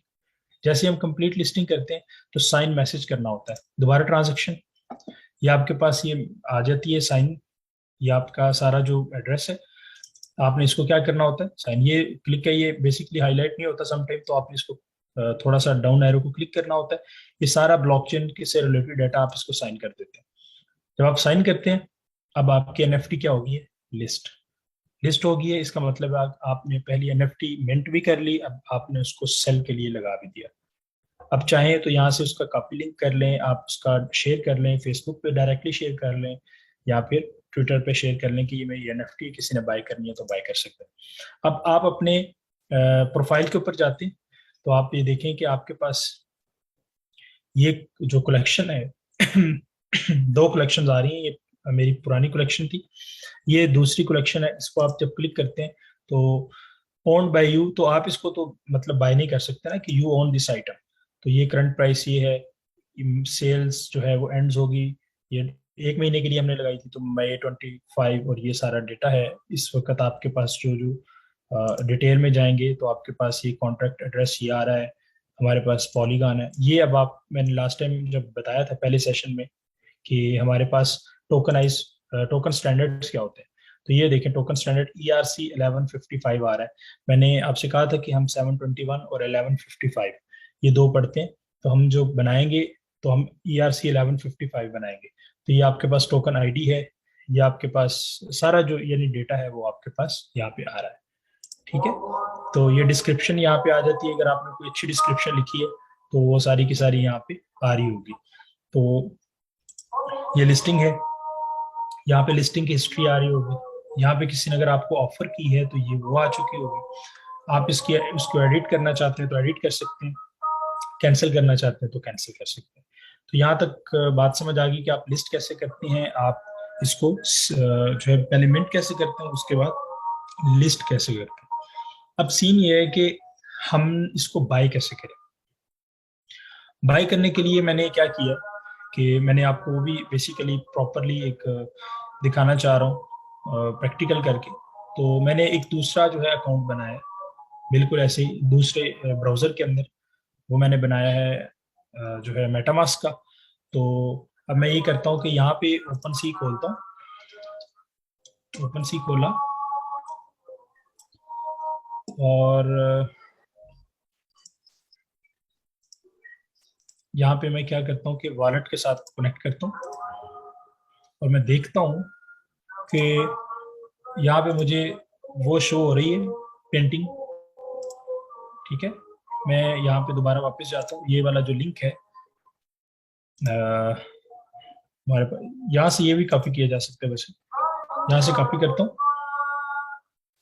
और यहाँ पे आके इसको पेस्ट करता हूँ। तो मेरे पास जो है, आप देखें कि ये वॉलेट मैंने कनेक्ट किया हुआ है। वॉलेट कनेक्ट करने की निशानी होती है कि आपके पास ये जो है यहाँ पे आ रहा होता है कोई कोई भी मतलब कलरफुल जो है वो नजर आ रही होती है आपको, और यहाँ पे आप जब क्लिक करते हैं तो लॉग आउट नजर आ रहा होता है, ठीक है। अच्छा, तो ये मेरे पास अभी क्या आ रहा है, बाय नाउ का ऑप्शन आ रहा है, क्योंकि मैं सेकंड पर्सन हूँ, मैंने दूसरे ब्राउजर से जाके जो है वो एक नई आईडी जो है या नया वॉलेट जो है उससे मैंने लॉगिन किया है, और मैं यहाँ पे वो देख रहा हूँ, तो मुझे कह रहा है कि बाय नाउ आप कर सकते हैं। यहाँ पे आप बाय नाउ इसलिए नहीं कर सकते कि मैं ऑन कर रहा हूँ ना आइटम, ठीक है। तो ये मैं दूसरा, आप समझ लें कि दूसरा पर्सन हूँ जो मैं इसको आइटम को खरीदना चाहता हूँ। तो मैं अगर चाहूँ तो मुझे अगर ये नहीं लग रहा ठीक, तो मैं इसकी ऑफर जो है वो $4 $3 दे सकता हूँ, लेकिन अनफॉर्चुनेटली हम 5 से नीचे खरीद नहीं सकते। लेकिन ये आपको पता होना चाहिए कि आप मेक एन ऑफर कर सकते हैं। आपको जो है किसी भी कह लें कि मतलब कोई भी चीज़ अगर आपने खरीदनी है तो आप उसको बता सकते हैं कि बुनियादी तौर पे हम इसको यानी मेक एन ऑफर जो है उसको दे सकते हैं। आप उसको मतलब जितनी आपको प्राइस चाहिए वो आप उसको बता सकते हैं। तो लेकिन मैं यहाँ पे बाय नाउ की ऑप्शन अगर यूज करना चाहूँ तो मैं कैसे कर सकता हूँ। बाय नाउ करता हूँ, मुझे पूछ रहा है कि बेसिकली आपके सामने आ, ये सारी चीजें आ जाती हैं, आप अंडरस्टैंड करते हैं। आप कह रहे हैं कि इतने डॉलर बनते हैं, 0.0018 इथीरियम आपके पास होने चाहिए। मैं कहता हूँ जी ठीक है, चेकआउट। लेकिन अभी एरर आ जाएगा क्योंकि मेरे पास पैसे नहीं है इसमें, ठीक है। वो कह रहे हैं कि आपके पास जो है, अगर आपने बाई करना है तो आप कुछ डिपॉजिट करें, फंड आपके पास नहीं है। तो इसका क्या हल है? इसका हल ये है कि सबसे पहले हम अपने वॉलेट को जो है वो लोड करते हैं। वो भी आपके सामने मैं करके दिखाता हूँ। ये इस वक्त इसके अंदर कुछ भी मौजूद नहीं है। तो मैं क्या करता हूँ कि जो मैटिक मेरे पास दूसरी जगह पे पड़े हैं, मैं वो यहाँ पे ट्रांसफर करता हूँ, ठीक है। तो ये मेरे पास इसका वॉलेट एड्रेस है। मैं दूसरी जगह पे जाता हूँ कॉपी करने के बाद, और इसको मैं खोलता हूँ अपने, और इसको मैं एक्सपैंड व्यू में ले जाता हूँ इजी करने के लिए ना। यहाँ पे मैं ले जाता हूँ, और मैं ये जो मेरे पास मैटिक पड़े हुए हैं इनको मैं सेंड करता हूँ। यहाँ पे सेंड जब करते हैं तो वो कहते हैं कि आपके पास बारकोड है, तो उससे आप स्कैन कर लें, या फिर यहाँ पे अपना जो आपका एड्रेस है उसको पेस्ट करें। मैंने एड्रेस पेस्ट किया। अब एसेट जो है मेरे पास कितने पड़े हुए हैं, 4.766। मैं यहाँ पे सारे के सारे जो एसेट है अपने, उसको जो है वो थोड़ा सा रहने देता हूँ, क्योंकि मुझे फीस भी पे करनी है ना। तो 4.7 जो मैटिक है वो मैं बेसिकली, या 4.7, हाँ 4.7 ठीक है, 4.7 मैटिक जो है वो मैं यहाँ से ट्रांसफर करता हूँ। नेक्स्ट करता हूँ। ये मुझे पूछ रहा है कि 4.7 आप मैट्रिक भेजेंगे तो आपकी इतनी फीस वगैरह लगेगी वगैरह वगैरह, ठीक है। कंफर्म किया, ये सेंडिंग होनी शुरू हो गई है। अब ये देखें इस पूरे प्रोसेस के अंदर, ये देखें सेंड हो चुके हैं। इसमें कोई बैंक इन्वॉल्व नहीं हुआ, कोई थर्ड पार्टी इन्वॉल्व नहीं हुई, ब्लॉकचेन के ऊपर ट्रांजेक्शन हुई और सेंड हो चुके हैं। ये आप इस पर क्लिक करें तो आपको ये सारा जो डेटा है वो मिल जाएगा। अगर मजीद आप इसको देखना चाहते हैं तो व्यू ऑन ब्लॉक एक्सप्लोरर करते हैं क्लिक, और आपको बताता है कि स्टेटस क्या है, सक्सेस कहाँ से, फ्रॉम इस वॉलेट एड्रेस से इस वॉलेट एड्रेस पे गया। ये दुनिया में कोई भी शख्स देख सकता है। यही ब्लॉकचेन की खूबसूरती है कि ये आपके पास पब्लिक ब्लॉकचेन जो है वो ट्रांसपेरेंट होती हैं। कोई इसमें किसी भी तरह की, वो कह लें कि दो नंबरी या किसी तरह की एडिटिंग, किसी तरह की मॉडिफिकेशन वगैरह नहीं हो पाती। तो ये आप कोई भी फर्द जो है वो इसका इस ट्रांजेक्शन हैश जो है आपका, इसको कॉपी करके पॉलीगॉन के ऊपर, ये पॉलीगॉन स्कैन जो कि हमने पॉलीगॉन को यूज किया है, तो उस वक्त उसमें आप इसको पेस्ट करेंगे यहाँ पे, ठीक है। सर्च बाय एड्रेस या हैश टैग, तो वो सारा डेटा रिकॉर्ड आ जाएगा आपके पास। चलिए अगर आप देखते हैं कि हमारे पास वहाँ पे मैटिक आए हैं, जी आ चुके हैं। ये दूसरी हमारे पास वॉलेट है। तो इस तरह आप बेचते हैं, इस तरह आप रिसीव करते हैं। एक छोटा सा, चलिए ये भी प्रैक्टिकल आपके सामने हो गया। अब मैं क्या करता हूँ, मैं इसको खरीदना चाहता हूँ। तो खरीदने से पहले ना एक काम करना पड़ेगा। क्या करना पड़ेगा कि हमारे पास ये इथीरियम है, ठीक है। इथीरियम, इथीरियम में हम खरीद सकते हैं। तो लेकिन यहाँ पे हमारे पास क्या है, हमारे पास तो मैटिक पड़े हैं। तो क्या करेंगे, स्वैप की एक ऑप्शन होती है। स्वैप के ऑप्शन में आप क्या करते हैं कि अपने एसेट्स को कन्वर्ट कर सकते हैं सेम ब्लॉकचेन के ऊपर रह के। तो मैं क्या करता हूँ कि यहाँ पे 4.7, और नीचे मुझे इथीरियम चाहिए। तो आप यहाँ पे सर्च भी कर सकते हैं, लेकिन यहाँ पे दूसरे नंबर पे आ रहा है ईथ। तो ईथ पे क्लिक करता हूँ, तो मैं इसको क्या कर सकता हूँ, कन्वर्ट कर सकता हूँ, ठीक है। 4.67 जो आपके पास मैटिक है, इसको मैं 4.6 मैटिक जो है वो कन्वर्ट करता हूँ किस में, इथीरियम के अंदर।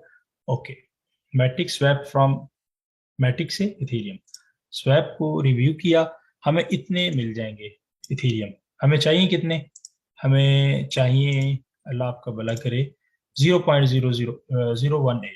तो हमें मिल कितने जाएंगे, 2, यानी हमारे खरीदने के लिए काफ़ी है। हम स्वैप करते हैं। ये जो है वो आपके मैटिक जो है वो कन्वर्ट हो जाएंगे इथीरियम के अंदर। ये ट्रांजैक्शन कंप्लीट, क्लोज।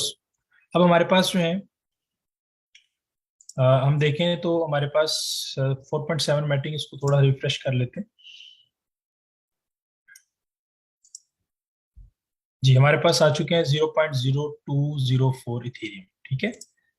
हमारे पास मैटिक जो है वो पहले 4.7 थे, अभी क्या रह चुके हैं हमारे पास, टोटल 0.08 रह गए हैं, और इथेरियम रह गए हमारे पास 0.0204।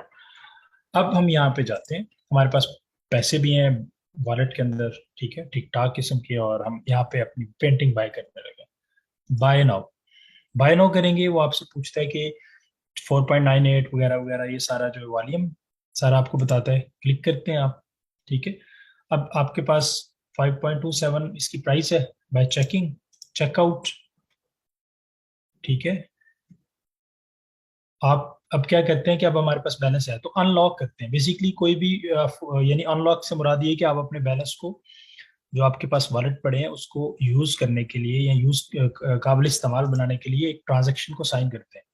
बात फिर वही आ जाती है कि कोई भी काम आपने करना है, आपको वॉलेट की ट्रांजैक्शन या साइन यानी अप्रूवल चाहिए। वो आपको वेरीफाई करता है कि आप ओरिजिनल मालिक हैं कि नहीं। तो वॉलेट ऑटोमेटिकली ये सारी चीजें क्लिक करते हैं तो वॉलेट तक खुद रसाई हो जाती है। अच्छा, उसके बाद आप अनलॉक करेंसी तो होगी, अब साइन मैसेज दोबारा आपने अब इसको साइन किया कि हाँ मैं इसको खरीदना चाह रहा हूँ। ये सारे हैश हैं और सारे फंक्शनैलिटी है, इसमें आपको जाने की जरूरत नहीं है। उसके बाद हम साइन करते हैं। तो अभी क्या होगा, यूर परचेज इज प्रोसेसिंग, यानी हमारा जो मतलब कह लें कि वॉलेट है, उसमें से पैसे चले गए। यूर अब हमारे पास क्या आ चुके हैं, कंप्लीट। ये ट्रांजैक्शन हैश है। इसको मैं क्लिक करता हूँ तो पॉलीगॉन स्कैन के ऊपर आ जाएगा कि आपने एनएफटी बेची, खरीदी, क्या किया जी। अब आपके पास आ चुका है कि ये कॉन्ट्रैक्ट एड्रेस है, ये आपका वॉलेट एड्रेस है, ये स्टेटस है, सक्सेस हो गई है इसकी, ठीक है। और ये सारा ओपन सी कलेक्शन से आपने बाय किया, यहाँ से यहाँ पे गया, एक टोकन आईडी उसकी ये है, ठीक है, ये एनएफटी की आईडी है। और ये सारी जो चीज़ें आपके पास, ट्रांजैक्शन फी इतनी लगी, इसकी जो वैल्यू है मैटिक वो ये थी, ठीक है। और ये सारा जो डेटा है आपके पास आ चुका है। जो जो हुआ है बैकएंड पे वो ये आ चुका है। ये आपके पास प्राइस आ रही है कि कितने में खरीदी, ठीक है। और ये आपको सारा सारा जो, अगर आप रिसर्च करना चाहें, मजीद पढ़ना चाहें, तो ये सारी चीज़ें आपके पास आ जाती हैं। तो मेजर चीज़ ये होती है सक्सेस स्टेटस, ठीक है। ये आपके ब्लॉक्स होते हैं, जो ब्लॉकचेन कितने ब्लॉक के बाद आपको मिली है सक्सेस, और उसके बाद टाइम आ रहा होता है, टाइम स्टैम्प। ये देखें कि मतलब कितना ट्रांसपेरेंट है ये सारे मामला, कि आपके पास ये ब्लॉकचेन कोई भी है, अगर आपने पॉलीगॉन पे बनाया तो पॉलीगॉन स्कैन के ऊपर ये डेटा पड़ा होगा, इथेरियम के ऊपर बनाया तो ईथ स्कैन के ऊपर, बीएससी के ऊपर बनाया तो बीएससी स्कैन के ऊपर। तो जो एक्सप्लोरर होते हैं ना ब्लॉकचेन के, जो आपको दिखा रहे होते हैं कि ब्लॉकचेन पे हो क्या रहा है, वो आपको बता देते हैं।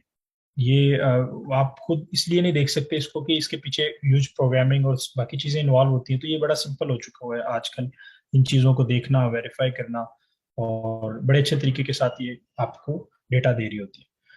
तो जी हमारे पास जो है, हमने एनएफटी खरीद लिया। अब हम जरा देखते हैं कि हमारे अकाउंट में भी आई है कि नहीं आई।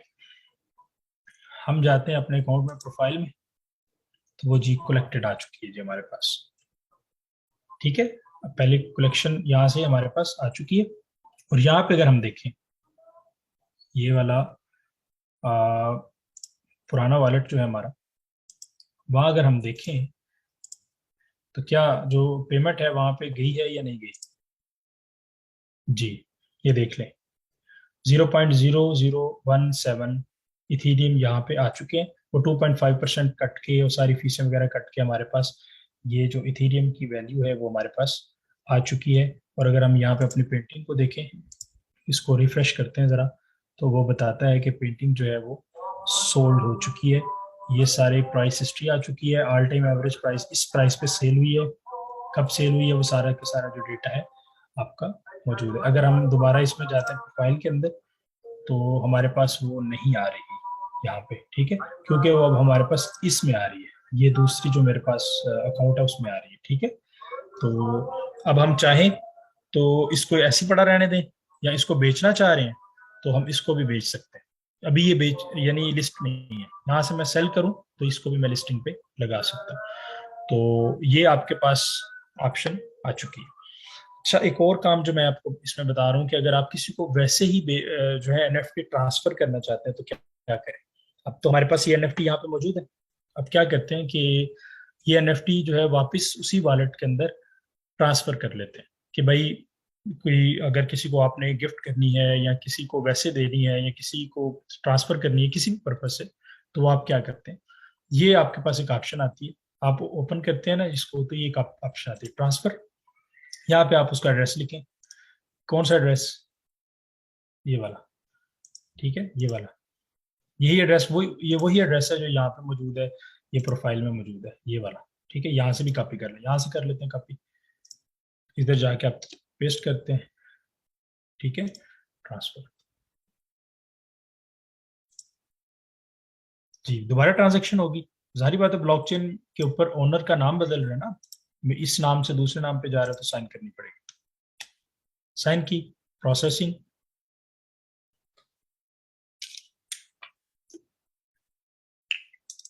और ये आपके पास कंप्लीट हो गया। अब इसको हम अगर रिफ्रेश करें तो हमारे पास ये नहीं होनी चाहिए,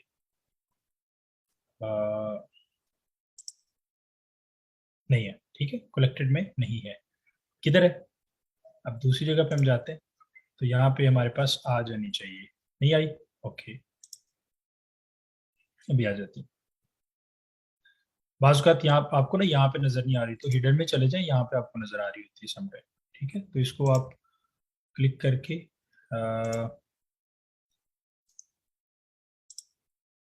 इसको आप क्लिक करते हैं और इसको आप अनहाइड कर लेते हैं। ठीक है, यहाँ से क्लिक करें, इसको करें, इसको अनहाइड कहाँ से करेंगे? यहाँ पे एक ऑप्शन होती है अनहाइड करने की, आप इसको ट्रांसफर कर लेते हैं कलेक्टेड में, और जस्ट अ मिनट, फेवरेट इसको कर लें तो आपकी फेवरेट के अंदर आ जानी चाहिए। ठीक है, तो हाँ, फेवरेट अगर आप इसको कर लेते सिंपल, तो आपके फेवरेट के अंदर आपके पास ये आ जाती है। तो यहाँ से आप चाहें तो इसको मजीद सेल कर लें, जो भी इसके साथ आपने करना है, इसको ट्रांसफर करना है ट्रांसफर कर लें, कुछ भी आपने करना है, तो ये इसकी सारी प्राइस वगैरह सारी इसके साथ आ रही होती है। ठीक हो गया। तो ये आपके पास जो है हमारे तीन चीज़ें थी, मिंट कैसे करते हैं, उसके बाद लिस्ट कैसे करते हैं, फिर उसके बाद बाय कैसे करते हैं, उसके बाद फिर ट्रांसफर कैसे करते हैं। तो यही चारों ऑप्शन हो सकती हैं मैक्सिमम। तो एनएफटी की ये टोटल कहानी ये है। ठीक है, उसके बाद मैं ना थोड़ा सा आपको मजीद कुछ चीज़ें बता देता हूँ। हमारा जो ओवरऑल टॉपिक है वो तो यहाँ पे ख़त्म हो जाता है, लेकिन मैं आपको चंद एक चीज़ें बता देता हूँ मजीद। ये हमने देख लिया कि हम सेल कैसे करते हैं, ट्रांसफर द ओनरशिप भी हमने देख ली, मार्केटिंग क्या होती है। अगले जो 15 मिनट है वो हम इन चीज़ों के ऊपर, ये सारी जो चीज़ें इनके ऊपर जो है वो डिस्कस कर लेते हैं, इन सारी चीज़ों को। सबसे पहली चीज़ तो ये है, देखें कि मार्केटिंग जो है ना एनएफटी की, वो एक कम्युनिटी साइज पे डिपेंड करती है। आपकी एनएफटी कोई क्यों खरीदेगा, ये सबसे बड़ा सवाल है। आप सेलिब्रिटी हैं, आप ऑथर हैं, आप पेंटर हैं, आप आर्टिस्ट हैं, क्या है? आपकी एनएफटी कोई क्यों खरीदेगा? आपकी वैल्यू क्या है, पर्सनल वैल्यू क्या है? तो अगर आप किसी एनएफटी के साथ, प्रोजेक्ट के साथ एसोसिएटेड है, तो उसकी वैल्यू क्यों बढ़ेगी? ठीक है, तो ये सवाल होता है। तो कम्युनिटी साइज है, आप सेलिब्रिटी हैं तो आपकी एनएफटी की एक वैल्यू होगी, जिस लेवल की आप सेलिब्रिटी हैं उस लेवल की आपकी वैल्यू होगी। तो आप बुनियादी तौर पे क्या करते हैं, या तो आपके पास कोई अच्छा आइडिया है, ठीक है, आप कोई नया आइडिया लेके आते हैं और उसके साथ कोई गेमिंग जोड़ते हैं, कोई यूटिलिटी जोड़ते हैं, कोई इसके साथ कोई मतलब ब्लॉकचेन की कोई ऐसी यूटिलिटी जोड़ते हैं जो अट्रैक्टिव है, तो फिर आपकी एनएफटी जो है वो बिक सकती है। अगर आप खुद सेलिब्रिटी हैं तो बिक सकती है, आपकी जो कम्युनिटी स्ट्रांग है तो बिक सकती है। ठीक है, तो ये एनएफटी मार्केटिंग के जो रूल्स हैं उनको आपने इन चीज़ों को ज़हन में रख के मार्केटिंग करनी है। तो मार्केटिंग के लिए जो पहली चीज़ें, कि एक तो उसकी प्रोफाइल बड़ी अच्छी होनी चाहिए, डिस्क्रिप्शंस अच्छी होनी चाहिए, आपका जो मार्केटिंग का जो टेक्टिक्स हैं, सोशल मीडिया मार्केटिंग, वो ठीक होनी चाहिए। ये तो ये है कि अगर आप एनएफटी को जो है वो किसी एनएफटी प्रोजेक्ट के ऊपर आप जो है काम कर रहे हैं, किसी कंपनी के साथ काम कर रहे हैं या किसी शख्स के साथ काम कर रहे हैं, तो फिर इन चीज़ों की आपको ज़रूरत पड़ेगी। अगर तो हम सबसे पहले सवाल ही होता है कि जब आप एनएफटी को लिस्ट करते हैं, कोई भी एनएफटी, आप पेंटिंग है या जो भी चीज़ है, तो उसकी वैल्यू किस तरीके से जो है वो डिटरमिन होती है, किसकी वैल्यू ये है, कोई तरीका है? तो देखें, वैल्यू जो है ना बुनियादी तौर पे वो परसेप्शन होती है। वैल्यू परसेप्शन का नाम है। कोई एक चीज़ की वैल्यू दो अफराद डिसाइड कर लें तो वो उसकी वैल्यू बन जाती है। तो अगर आप जो है बाज़ औक़ात, मैं अक्सर मिसाल देता हूँ कि अगर आप जूस पीने जाते हैं, मिल्क शेक पीने जाते हैं, तो वहाँ पे अगर आप उसके इंग्रेडिएंट्स को करें, अलग करें, तो वो तकरीबन कह लें कि उससे 2 से 3 गुना ज़्यादा प्रॉफ़िट ले रहा होता है। आप कह सकते हैं कि उसने इन्वेस्टमेंट की है, तब यानी शॉप बनाई है उसने, अपनी सिटिंग एरिया मैनेज किया, उसके एक्सपेंसेस हैं वगैरह वगैरह, किराया है, रेंट है वगैरह, इस तरह की चीज़ें। तो लेकिन इसके साथ साथ एक और चीज आपने कभी नोटिस की हो कि आप आमतौर पे उस जगह पे 500 या 1000 पर ग्लास देने के लिए तैयार हो जाते हैं, जहाँ के इन्वायरमेंट में बैठ के आपको सुकून मिलता है या जिसके जायके से आपको सुकून मिलता है। तो परसेप्शन है, वैल्यू आप डिटरमिन इस बेस पे नहीं करते कि इसके अंदर इंग्रेडिएंट्स कितने हैं, इसका किराया कितना है। वो एक आपकी जो परसेप्शन है कि मेरे सुकून की वैल्यू ये है, मेरे जायके की वैल्यू ये है। ठीक है, तो वो बुनियादी तौर पे सेम जो रूल है, जो जनरल रूल है, वो यहाँ पे भी अप्लाई होता है कि एनएफटी की वैल्यू भी बुनियादी तौर पे जो है परसेप्शन से होती है। लेकिन कुछ फैक्टर्स ऐसे हैं जो आप देखें तो वो आपको पता चल जाएगा कि किस बेस के ऊपर एनएफटी की वैल्यू खड़ी होती है। तो हम देखते हैं, जिस तरह अगर हम मिल्क शेक की बात करते हैं, वहाँ पे जायका है, वहाँ पे इन्वायरमेंट है, वहाँ पे हाइजेनिक जो है वो इन्वायरमेंट है आपके पास, मतलब इंग्रेडिएंट्स क्वालिटी है, ये सारी चीजें भी तो मैटर करती है ना, फैक्टर्स ये भी होते हैं। लेकिन यहाँ पे एनएफटी में कौन से फैक्टर्स हो सकते हैं उसके बरक्स, यहाँ पे पहली चीज है रेयरिटी या स्कार्सिटी, यानी वो उसकी तादाद कितनी है। अगर एक चीज 10,000 की तादाद में मौजूद है, या 20,000 है, 50,000 है, तो उसकी वैल्यू, और उसकी डिमांड जो है वो 30,000 है, तो जाहिर बात है उसकी वैल्यू कभी भी जो है ज्यादा नहीं हो सकती।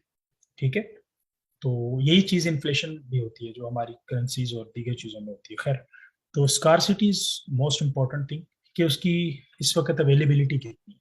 तो एनएफटी यूनिक टोकन होता है, लिहाजा इसकी स्कारसिटी जो है वो अल्टीमेट होती है। उसके बाद यूटिलिटी, यूटिलिटी की बात करें कि उसके साथ क्या फायदा है, एनएफटी में अगर ले लो तो क्या फायदा है, या तो इसके साथ कोई यूटिलिटी ऐड हो कि ये कोई पास है, कोई इवेंट का पास है, या फिर कोई ट्रेनिंग का पास है। जैसे अगर मैं ये कह दूं कि मैं ये एनएफटी जो अभी मैंने $5 की बनाई है, आप परचेज कर लें तो आपको एक कोर्स फ्री मिल जाएगा, तो इसके साथ मैंने ये यूटिलिटी ऐड कर दी, तो आप इसको बाय कर लेंगे क्योंकि आपके नजदीक कोर्स की वैल्यू जो है वो $5 से ज्यादा है या $5 के बराबर है, तो आप इसको एनएफटी को बाय कर लेंगे। तो ये होती है यूटिलिटी की एडिशन। उसके बाद यूनिक आइडिया है, कोई आपने नया आइडिया लेके आया, लो आप समझते हैं यार ये क्लिक कर जाएगा, तो वो उसकी एक वैल्यू होती है। जैसे एक अफ्रीकन लड़के ने अपनी कुछ माँ की सेल्फीज को इकट्ठा किया और उसकी जो है वो चंद सौ तस्वीरें इकट्ठी करके एक फ्रेम में लगाई और उसको बेच दिया, वो $1.1 मिलियन की बिक गई। तो अब दोबारा अब कोई ऐसा करना चाहेगा तो नहीं कर सकेगा ना, नहीं दोबारा बिकेगी। तो अब कोई यूनिक आइडिया कहाँ से पैदा हो जाता है, कैसे पैदा हो जाता है, इसके लिए कोई एजुकेशन कुछ भी नहीं चाहिए होता, बस क्लिक होने की देर है, यहाँ पे लक मैटर करती है। उसके बाद आपके पास प्रोवेनेंस है, आप इसके पॉइंट ऑफ व्यू से भी देख सकते हैं, टेंजिबिलिटी की पॉइंट ऑफ व्यू से भी देख सकते हैं कि भाई अगर आप की जो एसेट्स, उसके साथ कोई टेंजिबल एसेट ऐड है, यानी आप एनएफटी यहाँ पे बेच रहे हैं, लेकिन इसके साथ एक गोल्ड प्लेटेड एनएफटी जो है वो रियल लाइफ में मिलेगी। यानी अगर आप ये एनएफटी मेरी बाय करते हैं, जैसे मैंने भी ये फर्ज करें, ये मेरी एनएफटी अगर आप बाय करते हैं, ठीक है, तो ये आपको सिर्फ यहाँ पे ओनरशिप मिलेगी, और दूसरी तरफ मैं आपको इसके गोल्ड प्लेटेड या इस ये फिजिकल एनएफटी भी आपको डिलीवर हो जाएगी। तो ये आप समझ सकते हैं कि कोई टेंजिबिलिटी जो उसके साथ, टेंजिबल एसोसिएशन जो है वो आप कर सकते हैं उसके साथ। ठीक है, उसके बाद पर्सनल इंटरेस्ट, मुझे पेंटिंग में दिलचस्पी है फॉर एग्जांपल, और मैं यहाँ स्पोर्ट्स में दिलचस्पी है, तो मैं इस चीज़ से कता नज़र कि ये दोबारा बिकेगी नहीं बिकेगी, मैं बाय कर लेता हूँ। ठीक है, मुझे ये फर्ज करिए अच्छी लगती है पेंटिंग या कोई भी चीज़ ये अच्छी लग रही है, तो मैं ये बाय कर लेता हूँ। तो इस चीज़ से कता नज़र के क्या है, इसकी वैल्यू क्या बनती है, तो ये पर्सनल इंटरेस्ट जो है ये भी मैटर कर रहा होता है। उसके बाद कम्युनिटी, आप देखते हैं कि 10-20 हज़ार फॉलोअर हैं इस शख्स के जिसकी मैं एनएफटी बाय कर रहा हूँ, तो इसकी यूटिलिटी बनी रहेगी। तो मैं अगर आज ये $100 की बाय कर लेता हूँ, तो ये 150 की हो जाएगी, तो आप इस बेस पे भी बाय कर लेते हैं। तो तीसरी, सॉरी, इसके बाद सबसे आखिरी जो चीज़ है, आठवीं चीज़ जो स्पेकुलेशन है। स्पेकुलेशन क्रिप्टो के अंदर, एनएफटी के अंदर इस वक्त स्पेकुलेशन का जो दखल है वो बहुत ज्यादा है, चाहे आप इसको लाख इनकार करें, लेकिन है। लोग देखते हैं कि इसने बीटीसी जो है वो इतने अर्से पहले लिया था, क्रिप्टो में आया, तो आज इसका बिटकॉइन जो है $1,000 का $10,000 बन गया हुआ है। तो ये स्पेकुलेशन जो है वो जो है कह लें कि इस ये वैल्यू को डिराइव कर रही होती है।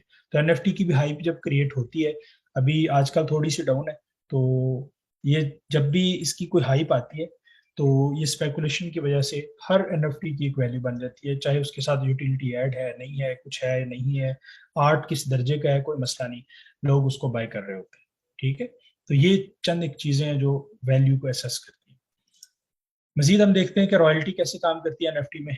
रॉयल्टी कैसे काम करती है जी, रॉयल्टी जो है इस तरीके से काम करती है। अगर आप बुक के ऑथर हैं, मुसन्निफ हैं, तो आप पब्लिशर के साथ जो एग्रीमेंट करते हैं वो दो तरह के होते हैं।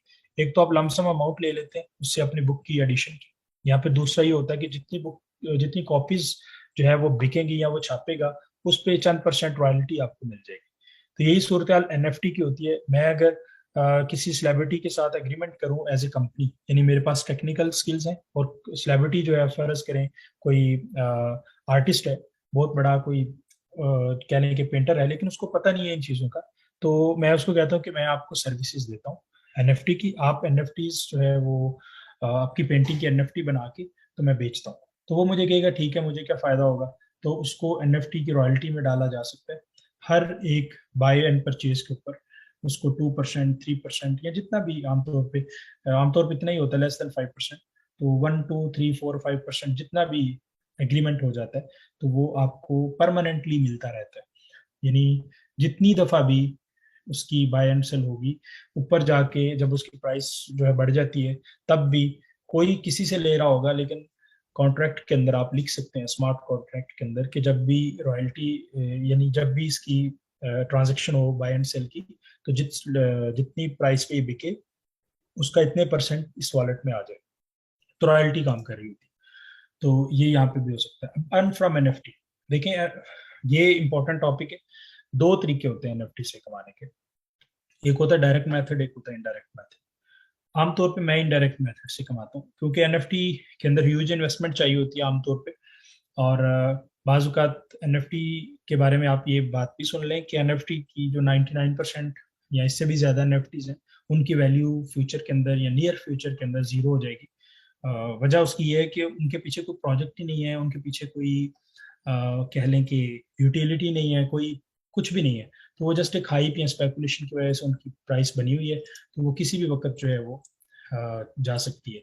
तो इसलिए इनडायरेक्ट मेथड ज़्यादा सेफ है मेरे लिए, या मैं उस तरीके से थोड़ी इन्वेस्टमेंट से भी आप काम कर सकते हैं, 5, 10, 20, 50 डॉलर की इन्वेस्टमेंट से भी कर सकते हैं। तो पहले तो हम बात कर लेते हैं कि डायरेक्ट मेथड से आप कैसे कमा सकते हैं। डायरेक्ट मेथड से क्रिएशन कर सकते हैं, यानी मिंटिंग कर सकते हैं, खुद बाइक यानी प्रोफाइल बना के खुद सेल कर सकते हैं, अगर आप आर्टिस्ट हैं या किसी आर्टिस्ट के साथ आप काम कर रहे हैं। एसोसिएट कंसल्टेंसी, जैसे मैंने किसी आर्टिस्ट की मिसाल दी है कि आप उसको सर्विसेज दे के किसी कंपनी के साथ काम करके, जो एनएफटी वगैरह के ऊपर काम करती है, तो उसमें जॉब करके कुछ लड़के काम कर रहे हैं इस पर, तो वो काम कर सकते हैं आप, यानी वो कंसल्टेंसी दे के भी आप इससे कमा सकते हैं। ये भी एक समझने की किसी हद तक इनडायरेक्ट मेथड है। पार्टनरशिप विद आर्टिस्ट सेलिब्रिटीज, उसके बाद आप ट्रेडिंग इन्वेस्टमेंट, ये डायरेक्ट मेथड है कि आप जो है आपके पास जो है अमाउंट है, आप एनएफटी में इन्वेस्ट करते हैं, 6 माह साल उसको होल्ड करते हैं, उसके बाद देखते हैं कि उसकी प्राइस बढ़ गई है तो आप उसको बेच देते हैं। तो ये इन्वेस्टमेंट के पॉइंट ऑफ व्यू से, एनएफटी ट्रेडिंग के पॉइंट ऑफ व्यू से। तो वो ट्रेडिंग ऐसी होती है जैसे मैंने भी आपके सामने की है, आप बाय कर लेते हैं, उसके बाद फिर सेल पे लगा देते हैं हायर अमाउंट पे। ठीक है, तो आपकी मर्जी है आप कितनी अमाउंट लगाते हैं, आप उसको $10,000 पे लगा लें, या $10 लाख पे, या $10 मिलियन पे, मतलब उसकी लिमिट नहीं है। उसके बाद चलते हैं जी फंडामेंटल एनालिसिस के ऊपर, जो है ये इनडायरेक्ट मेथड बड़ा अच्छा है, जिससे के थ्रू हम कैसे कमाते हैं कि एक फर्ज करें ब्लॉकचेन है, कोई भी ब्लॉकचेन एक नहीं आई है अभी, उसका जो टोकन है या उसका जो कॉइन है वो एबीसी कोई कॉइन है, तो आप उसको इसलिए होल्ड करते हैं कि 2 से 3 माह के अंदर ये प्रोजेक्ट जो है एनएफटी लॉन्च करने वाला है अपनी, या अपनी ब्लॉकचेन के ऊपर एनएफटी की सपोर्ट देने वाला है। ठीक है, तो अभी ये बीटा में चल रहा है, जब ये फुल फ्लेज जो है वो कह लें कि वर्किंग कंडीशन में होगा, तो जाहिर बात है इसकी डिमांड बढ़ेगी, जैसे इसकी डिमांड बढ़ेगी तो इसकी टोकन या कॉइन की वैल्यू बढ़ जाएगी। तो आप इस तरीके से भी काम करते हैं, तो ये भी बड़ा सेफ तरीका होता है। जैसे फ्लो है, फ्लो अभी जो है उसका जो टोकन है वो, अगर आप फॉर एग्जांपल कोई बाय कर लेता है, कल को फ्लो के अंदर एक बड़ी ठीक ठाक डिमांड क्रिएट हो जाती है, कोई बहुत बड़ा एग्रीमेंट हो जाता है किसी क्लब के साथ या किसी, तो एनएफटी सारी फ्लो के ऊपर आ जाती है, तो उसके लिए फ्लो की जो डिमांड है बढ़ जाएगी, जैसे डिमांड बढ़ेगी तो उसकी वैल्यू ऊपर चले जाएगी। तो अगर आपने बाय किए होंगे तो हो सकता है आपको 2x मिल जाए, आपको 50% मिल जाए, आपको 300% मिल जाए। तो ये एक जो है फंडामेंटल एनालिसिस की बेस के ऊपर आप एनएफटी से कमा सकते हैं। तो आखिरी चीज ये है टीचिंग। ये मैं बावजूद ऐड इसलिए कर रहा हूँ, आप किसी को पढ़ा सकते हैं, सिखा सकते हैं। कोई शख्स जो है वो एनएफटी बनाना चाहता है लेकिन उसको पता नहीं है, पैसे भी हैं उसके पास, या उसके पास आर्ट है, या उसके पास कोई आइडिया है, तो आप उसको पढ़ा के या उसको सिखा के पैसे कमा सकते हैं। तो ये सारे के सारे मेथड्स हैं आप एनएफटी से कैसे कमा सकते हैं। उसके बाद मुझे पता है सेशन काफी लंबा हो रहा है, लेकिन मसला ये है कि अगर ये मैं नहीं बताऊंगा तो यहाँ पे क्लोज कर दूंगा। तो लेकिन अगर बता देता हूँ तो फायदा ही हो जाएगा आपको, एटलीस्ट आप दो हिस्सों में इसको देख सकते हैं बाद में भी। तो NFT 2.0 ये हमारे सिलेबस में, या ओवरऑल आपको इस पे कोई बात करता हुआ सोशल मीडिया के ऊपर, कोई यूट्यूब के ऊपर इतना ज्यादा लोग मिलेंगे नहीं। बहुत सारे लोग इस कॉन्सेप्ट से, एनएफटी के पूरे कॉन्सेप्ट को समझने से कासिर। तो NFT 2.0 का कॉन्सेप्ट उससे भी थोड़ा सा डिफरेंट है। तो यहाँ पे सिर्फ कमाने से हटके कुछ चीजें और भी ऐड करना जरूरी थी जो मैंने की है, कि जो बुनियादी तौर पे फ्यूचर जो बन रहा है, मुस्तकबिल का जो मंजरनामा बन रहा है, जो एक जिसमें हम पूरी दुनिया को देख रहे हैं, तो उसमें एनएफटी का रोल क्या होगा, वो आप इन चीज़ों को थोड़ा समझते हैं तो आपको पता चलेगा कि ये कह लें कि सिर्फ पेंटिंग बेचने से या बंदरों की तस्वीरें बेचने से बहुत आगे की चीज़ है। फिलहाल ये चीज़ें चल रही हैं ऐसे, लेकिन फ्यूचर के अंदर ऐसा नहीं। तो बेसिकली NFT 2.0 जो है उसके अंदर कुछ और चीज़ें आ चुकी हैं। देखें, अब हमने ये NFT फर्ज करें जो है वो बाय की, या हमारे पास है, हम इसको बेच सकते हैं। लेकिन ये एनएफटी खुद क्या कर सकती है? एनएफटी के अंदर कोई खासियत नहीं है कि NFT is just a token. लेकिन एनएफटी 2.0 के अंदर हमारे पास जो चीजें हैं वो चेंज हो रही है। हम एनएफटी, एक एनएफटी के थ्रू मल्टीपल एनएफटी होल्ड कर सकते हैं, उसको मल्टीपल एनएफटी के साथ लिंक कर सकते हैं, और उसके अंदर ये एबिलिटी पैदा कर सकते हैं कि वो आगे जो है वो ओन कर सके मुख्तलिफ एनएफटीज को, मुख्तलिफ टोकन्स को। रिलेटिवली न्यू कॉन्सेप्ट है, ठीक ठाक न्यू कॉन्सेप्ट है। तो ये एनएफटी का कॉन्सेप्ट है। ये आपको सिर्फ शॉर्टली इसलिए बता रहा हूँ कि अगर कल को आप इसके ऊपर सर्च करें तो आपको इस टर्म का कम से कम पता हो, मजीद आप इसके ऊपर जो है वो बात कर सकते हैं, सो जो है वो सीख सकते हैं इसको। दूसरा अपग्रेडेबिलिटी है। उसके बाद डायनामिज्म है, कि जो आपके पास जो एनएफटी है आपकी, उसके उसके वो जो है वो प्रोग्राम किया जा सके। उसको प्रोग्राम इसलिए किया जा सके कि वो खुद से कुछ काम करने के काबिल हो सके। तो ये एक बड़ा जो है ना डिफरेंट सा और out of the box concept है। तो NFT 2.0 की जो कुछ खसूसियात हैं, वो उसमें से एक ये भी है। फिर इसके अलावा आपके पास जो है एक सिंपल ऑप्शन मैं आपको बता देता हूँ जो इसमें आने वाली है, वो है कह लें कि फ्रैक्शनल ओनरशिप। फ्रैक्शनल ओनरशिप क्या होती है?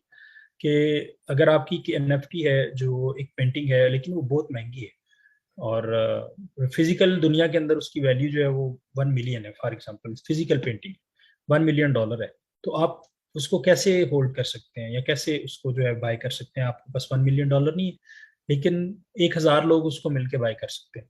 तो 1,000 लोग मिलके बाय करेंगे, तो फिजिकल में तो आप तोड़ के हर एक को उसका टुकड़ा नहीं दे सकते ना, लेकिन डिजिटल में दे सकते हैं।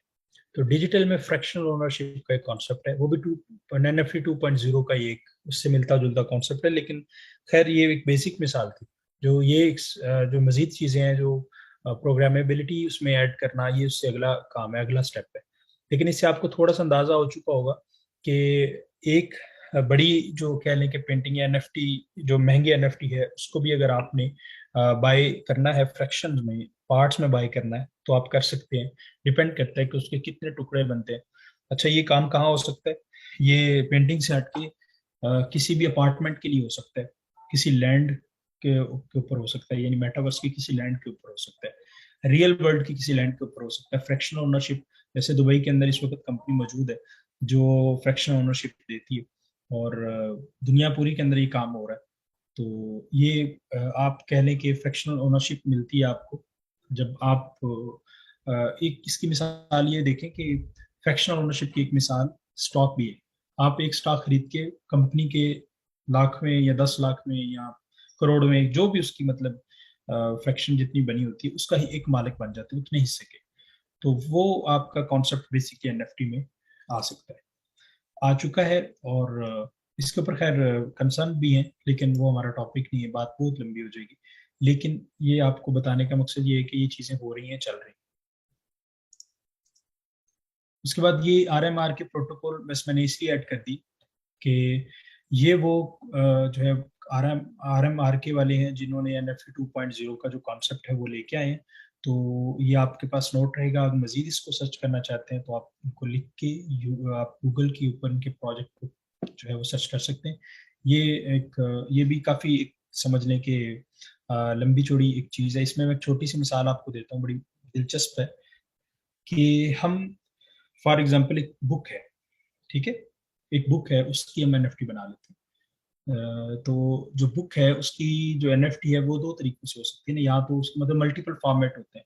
एक फॉर्मेट है उसका, कह लें कि डिजिटल फॉर्मेट है पीडीएफ में। एक उसका फॉर्मेट है आपका, कह लें कि जो आपका किंडल है उसके उसका फॉर्मेट है, ठीक है, जो अमेजोन का एक कह लें कि आपके पास ई बुक्स का जो फॉर्मेट होता है। यानी मल्टीपल फॉर्मेट के अंदर क्या उस बुक की जो आपके पास एनएफटी होगी वो अलग अलग बनानी पड़ेगी कि एक एनएफटी से काम हो जाएगा, ठीक है। इसकी दूसरी मिसाल आपके पास ये है कि अगर जो है एक सॉन्ग है, आप उसकी भी एनएफटी बना सकते हैं। मैं आर्टिस्ट हूँ, मैं सॉन्ग की जो है वो अपने उसकी बनाना चाहता हूँ एनएफटी। तो होता ही है कि अब उसकी एक वीडियो भी है, उसकी ऑडियो भी है, उसके क्लिप्स बनते हैं, ठीक है। मल्टीपल फॉर्मेट है, MP4 में उसकी वीडियो आएगी, MP3 में उसकी ऑडियो आएगी, PNG में या JPEG में उसकी कह लें कि क्लिप्स आ सकते हैं छोटे छोटे PN। उसके बाद जो आपका जिफ फॉर्मेट के अंदर आ सकता है, छोटा सा जो क्लिप 2 सेकंड का 3 सेकंड का, मीम्स आती हैं जैसे। तो क्या उन सारे मामलात के लिए अलग अलग एनएफटी क्रिएट करनी पड़ेगी? तो ये आपको NFT 2.0 जो है वो आपको ये चीज देती है कि आप बुनियादी तौर पे एनएफटी एक एनएफटी को मल्टीपल फॉर्मेट के साथ लिंक करके तो आप उसको कर सकते हैं। यानी एक ही ओनर के पास उसकी तीनों फॉर्मेट मौजूद है। ऐसा नहीं है कि उसने MP4 ले लिया, दूसरे ने MP3 ले लिया, या अलग अलग सबको लेना पड़ेगा। तो बुनियादी तौर पे ये नेस्टेड एनएफटी के थ्रू होगा, या आप कह लें कि जो ओनरशिप की हम उसमें पैदा करते हैं ना एबिलिटी, कि वो होल्ड कर सकती है मजीद एनएफटीज को। हम एक प्राइमरी एनएफटी बनाएं, वो मजीद एनएफटी को अपने अंडर जो है वो होल्ड करे। जब हम उसको एक्सेस करें मेन को, तो हमारे पास ऑटोमेटिकली वो जो उसकी कह लें कि जेली और उसके अंडर जो मजीद एनएफटीज है वो ऑटोमेटिकली हमारी ओनरशिप में आ जाए। तो ये बेसिकली कॉन्सेप्ट है, काफी काफी ज्यादा जो है वो डिफिकल्ट है। रिएक्टिव एनएफटी जैसे आप एक लैंड लेते हैं मेटावर्स के ऊपर, तो उस पे डे एंड नाइट का जो फर्क है, तो क्या वो भी आपके पास आएगा कि नहीं आएगा? एक बंदे के पास अगर आप ले ली है, अगर उसने एनएफटी लैंड ले ली है, तो उसको हर वक्त दिन ही नजर आ रहा होगा कि रात वाली अलग लेनी पड़ेगी उसे। तो ये डिपेंड करता है, रिएक्टिव एनएफटी भी आएंगी, और जो है आपके पास एनएफटी डाउज आएंगी जिसमें फ्रैक्शनल ओनरशिप की मैं बात कर रहा हूँ। तो ये एक काफी लंबी चौड़ी चीजें जो आपके सामने, आप इसको मजीद एक्सप्लोर कर सकते हैं, मैंने इसीलिए यहाँ पे लिखी है। उसके बाद हाउ टू फाइंड, हमारे पास बस आखिरी रह गए चीजें। How to find blue chip NFT. Blue chip NFT वो होती है जिसकी वो वैल्यू होती है और जिसको आप जो है फ्यूचर के अंदर कह लें कि आप उसके ऊपर प्रॉफिट एक्सपेक्ट कर सकते हैं। तो किस तरह की एनएफटी जो है वो लेनी चाहिए आपको और कौन सी नहीं लेनी चाहिए? तो रैंडम एनएफटी तो नहीं उठानी चाहिए, थोड़ी रिसर्च चाहिए आपको, 2-4 दिन हफ्ता लग जाए तो कोई मसला नहीं है, लेकिन ये सारी चीजें उसके साथ होनी चाहिए जो मतलब उसकी एनएफटी को ब्लू चिप एनएफटी कह लें कि कहलवाने में मददगार हो सकते हैं, या एटलीस्ट ये करेक्टरिस्टिक्स उसमें होनी चाहिए। तो ये मैं मजीद एक्सप्लेन नहीं कर रहा हूँ उनको, मैंने ये लिख दिया, आप मजीद इसको देख लें। तो मजीद आगे चलते हैं जी। ये हमारे पास एनएफटी क्रिएटर्स हैं मेजर।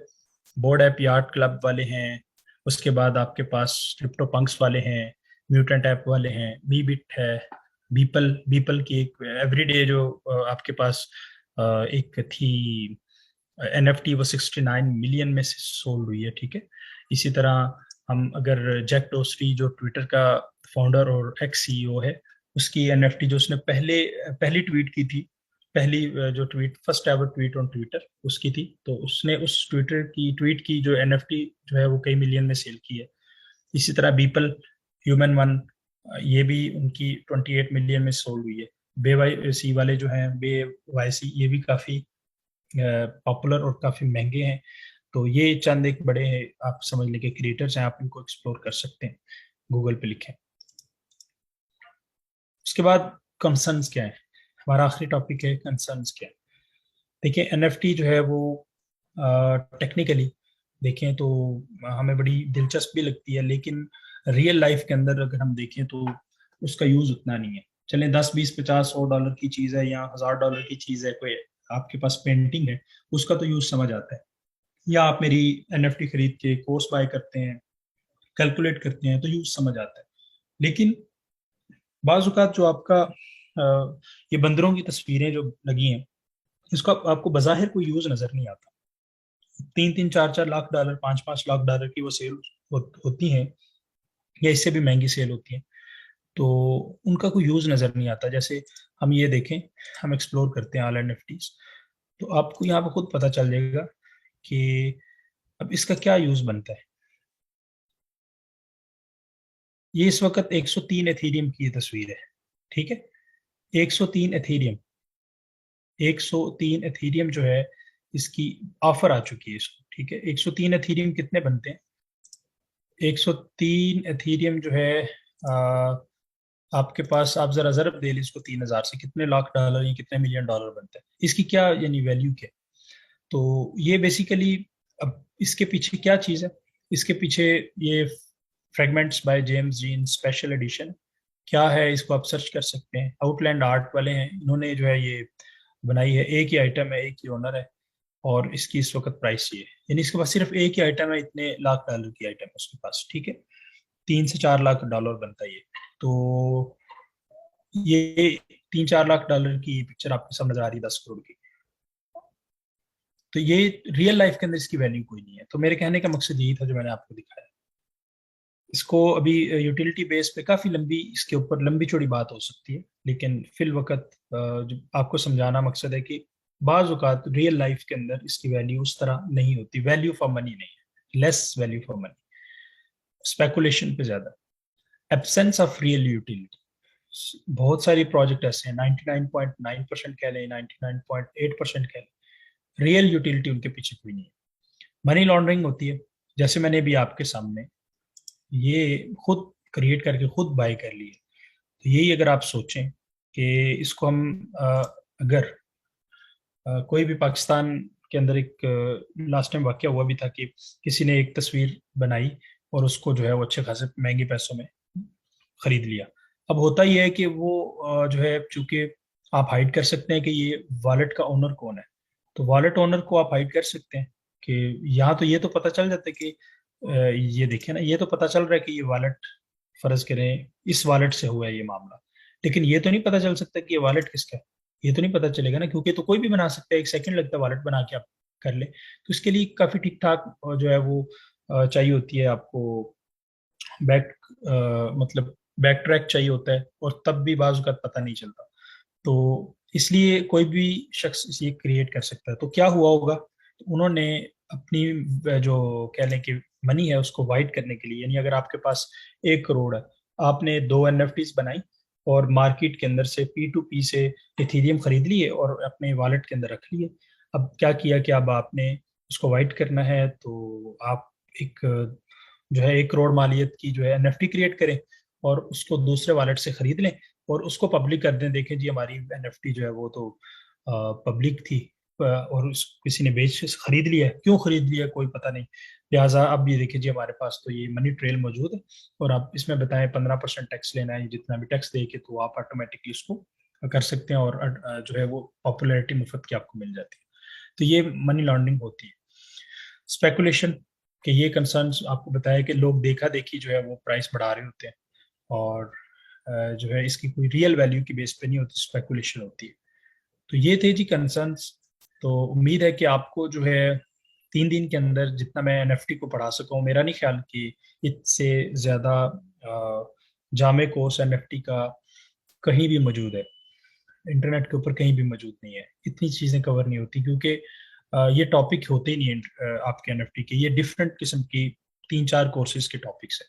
तो यहाँ पे जो है इन सारी चीज़ों को बताने का या आपके साथ डिस्कस करने का मकसद ये है कि आप हर पहलू से देख सकें इसकी, कह लें कि फिलोसफिकल जो पर्सपेक्टिव है उसको भी देखें, टेक्निकल पर्सपेक्टिव है उसको भी देखें, यूटिलिटी पर्सपेक्टिव को भी देखें, फाइनेंशियल पर्सपेक्टिव को भी देखें। तो ये सारी चीज़ें जो है हमने कोशिश की है कि हम इस 3 दिन के अंदर सीख सकें। टाइम भी कम था, आज का सेशन बहुत लंबा भी हो चुका है, लेकिन बहरहाल मेरे लिए सेशन लंबा करना मकसद नहीं है या कोई प्रॉब्लम भी नहीं है। असल मकसद जो है वो ये था कि हम कुछ लर्न कर लें। तो ये हमारा आज का जो है क्लोज हो चुका है 3 दिन का कोर्स। जो 2 दिन का था उसको हमने फिर 3 दिन में कन्वर्ट किया, 3 दिन से आज तकरीबन 4 दिन में कन्वर्ट हो चुका हुआ है। लंबी क्लास हो गई है। तो अब कुछ क्वेश्चन ले लेते हैं आपके 10 मिनट, उसके बाद फिर क्लास को क्लोज करते हैं। आप अपना फीडबैक भी दीजिएगा वहाँ पे भी, खासतौर पे फेसबुक में, और आप उसके अलावा व्हाट्सएप में भी दीजिएगा कि आपको ये क्लास कैसी लगी। ओवरऑल एनएफटी से आपको फायदा हुआ इस पूरे कोर्स का। 2 दिन में हम कितना पढ़ सकते थे कंटेंट के हवाले से, मेथड के हवाले से, आप अपनी राय जरूर दीजिएगा। तो अभी हम जो है वो लेते हैं क्वेश्चंस। जी हसीब, आप पूछना चाह रहे हैं कुछ? अस्सलाम वालेकुम सर। वालेकुम सलाम। सर कोर्स तो माशाल्लाह आपने काफ़ी जामिया करके हमें समझाया है। काफ़ी चीज़ें मेरे लिए न्यू थी। कुछ चीज़ें मैंने पहले पढ़ी हुई थी, लेकिन काफ़ी चीज़ें आपने जो बीच में ऐड की हैं बहुत सारी न्यू है और काफ़ी समझने में मुझे वो फ़ायदा हुआ है। लेकिन मेरे कुछ कंसर्न है कि लाइक अगर हम कोई पिक्चर हम इस पे बाय कर रहे हैं तो हमें कैसे पता लगेगा कि ये इसी क्रिएटर की है, या गूगल से डाउनलोड नहीं की है, या किसी वेबसाइट से डाउनलोड नहीं की है, और हमें बाय करने से लाइक हम बाय करके होल्ड करके बाद में सेल भी कर सकते हैं। तो हमें कैसे पता लगेगा कि ये इसकी सोल प्रॉपर्टी है इसकी? जी, इसके लिए तो बकायदा कोई तरीका तो है नहीं, जस्ट आप कुछ सॉफ्टवेयर ऑनलाइन है उससे चेक कर सकते हैं कि कहीं और तो नहीं है। इसीलिए जो प्रोफाइल होती है ना, किसी भी बड़ी क्रिएटर की जो प्रोफाइल होती है, उसमें आपको एक चीज नजर आएगी। हम्म। ये वो वेरीफाइड ब्लू होगा, टिक मार्क मैंने चेक किया है, हाँ। ब्लू वेरीफाइड टिक होता है, मार्क चेक ठीक है। किया मैंने। और हमारी जो थी, हमने जस्ट अपलोड किया तो आपके पास आ रहा था कि अनरिव्यूड किस्म की एक कलेक्शन है। तो हमारे लिए तो एक ही आ रही थी, जहाँ पे अनरिव्यूड आ रहा है तो आप वहाँ पे देख सकते हैं। दूसरा ये कि जब इतनी प्राइस आपको नजर आ रही होती है ना किसी चीज की, तो या उसके पीछे एक कंपनी प्रॉपर होती है या कोई भी, तो आप उसको बकायदा, जिस तरह आप देखें ना ये आउटलैंड आर्ट है, इसको आप क्लिक करते हैं तो आपके पास ही इसका सारा जो है डेटा वगैरह खुल जाएगा। आप इसको मजीद जो है वो देख सकते हैं कि क्या चल रहा है क्या नहीं। तो यही एक तरीका है, यानी रिसर्च करनी पड़ती है आपको मैनुअल। आपको सबसे पहला ऑप्शन तो ये कि अगर ब्लू टिक है तो इट्स ओके। अगर ब्लू टिक हम्म। नहीं है तो फिर आपको ज्यादा रिसर्च करनी पड़ेगी। अगर ये है तो इसका मतलब ये वेरीफाइड है और इसकी कलेक्शन भी वेरीफाइड है, तो प्रॉब्लम नहीं है। ठीक है। इसका मतलब अगर हम कोई बना के सेल करना चाहें तो वो बहुत ही कम चांसेस हैं कि वो बिकेगी, अगर क्योंकि आप रियल हैं, ओरिजिनल हैं, अगर आप ओरिजिनल हैं तो देर आर चांसेस। अगर आप ओरिजिनल नहीं है तो फिर नहीं, फिर मुश्किल है, मुश्किल नहीं, नामुमकिन है। ये चीज होती है। सही तो है। आप अच्छा। बेसिकली देखें, इसके 3 4 5 मुख्तलिफ जो तरीके हैं इससे कमाने के, वो मैंने डिस्कस कर लिए हैं आपके साथ। तो आप सिर्फ एक ही नहीं, जस्ट खुद बना के सेल करने वाला जो काम है ना वो बहुत कम है। वो या तो आपके पास आइडिया है या बहुत बड़े ग्राफिक डिजाइनर हैं और प्रॉपरली एक टीम है, तो हम्म तभी ये चीजें होती हैं। या उसके साथ आपको यूटिलिटी ऐड करते हैं, कोई प्यारे से प्यारे डिजाइन के भी आपको पैसे नहीं देगा, ज्यादा ज्यादा ज्यादा $100 दे देगा, 200 दे देगा पेंटिंग के। अगर आप एक फेमस पेंटर नहीं है। लेकिन अगर आप यूटिलिटी ऐड नहीं कर सकते ना उसके साथ, तो आपकी एनएफटी नहीं चलेगी। देखिए, इस कोर्स का सिर्फ एक मतलब नहीं है कि आप कमा कैसे सकते हैं, इस कोर्स का एक मतलब ये है कि आप कैसे नहीं भी कमा सकते, यानी किन किन चीजों से नहीं भी हम्म। कमा सकते। ठीक है, उन चीजों को भी बताना जरूरी है। लर्न करने का असल मतलब ये होता है कि कहाँ से कमा सकते हैं और कहाँ से नहीं कमा सकते। ठीक है। तो अगर सही। इससे आपको समझ आती है कि ये आप जो है वो नहीं है, फील्ड नहीं बन रही या कुछ समझ नहीं आ रही, तो आप उसको स्किप कर सकते हैं, बजाय इसके कि उसके ऊपर अपना वक्त जो है या इन्वेस्टमेंट जाया करने से बेहतर होता है कि आपको समझ आ जाए कि मैं ये कर सकता हूँ कि नहीं कर सकता। ठीक है। जी बिल्कुल, तो असल, बिल्कुल ये सारे कोर्स का मकसद यही था। जी लाइक जी मैंने हमने फॉरेक्स भी पढ़ा है और क्रिप्टो भी पढ़ा है, एनएफटी जी भी जी पढ़ा, तो मैं अभी इसको एनालाइज करूंगा कि किसमें मैं ज्यादा इन्वेस्ट कर सकता हूँ, कम टाइम में मैं ज्यादा उसको कमा सकता हूँ, जी तो उससे जी अंदाजा हो बिल्कुल। जाएगा कि इसमें क्या प्रोज एंड कॉन या क्या है इसमें।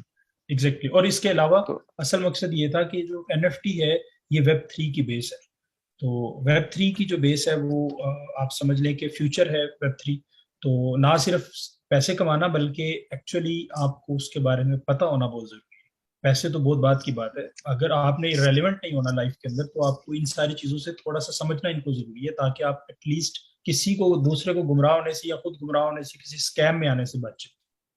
ठीक है जी जी बिल्कुल। लाइक मेटावर्स की अभी बहुत ज्यादा हाइप आ जी। रही है, तो उसमें भी ये मेरे ख्याल में एनएफटी वाला मेटावर्स एनएफटी के कॉन्सेप्ट यूज बगैर हो रहा है। नहीं है, मेटावर्स एनएफटी के बगैर चल ही नहीं सकती। वहां पे एनएफटी ही है। लैंड, जी जी पहली बिल्कुल। बात ये है कि जो लैंड होती है ना, जो आप वो ले रहे होते हैं, जमीन ले रहे होते हैं वहां पे, वो in form hmm, of NFT ले रहे होते हैं। इससे आगे क्या यूटिलिटी बताई जा सकती है। ठीक है। ठीक ठीक, तो समझ आ गया।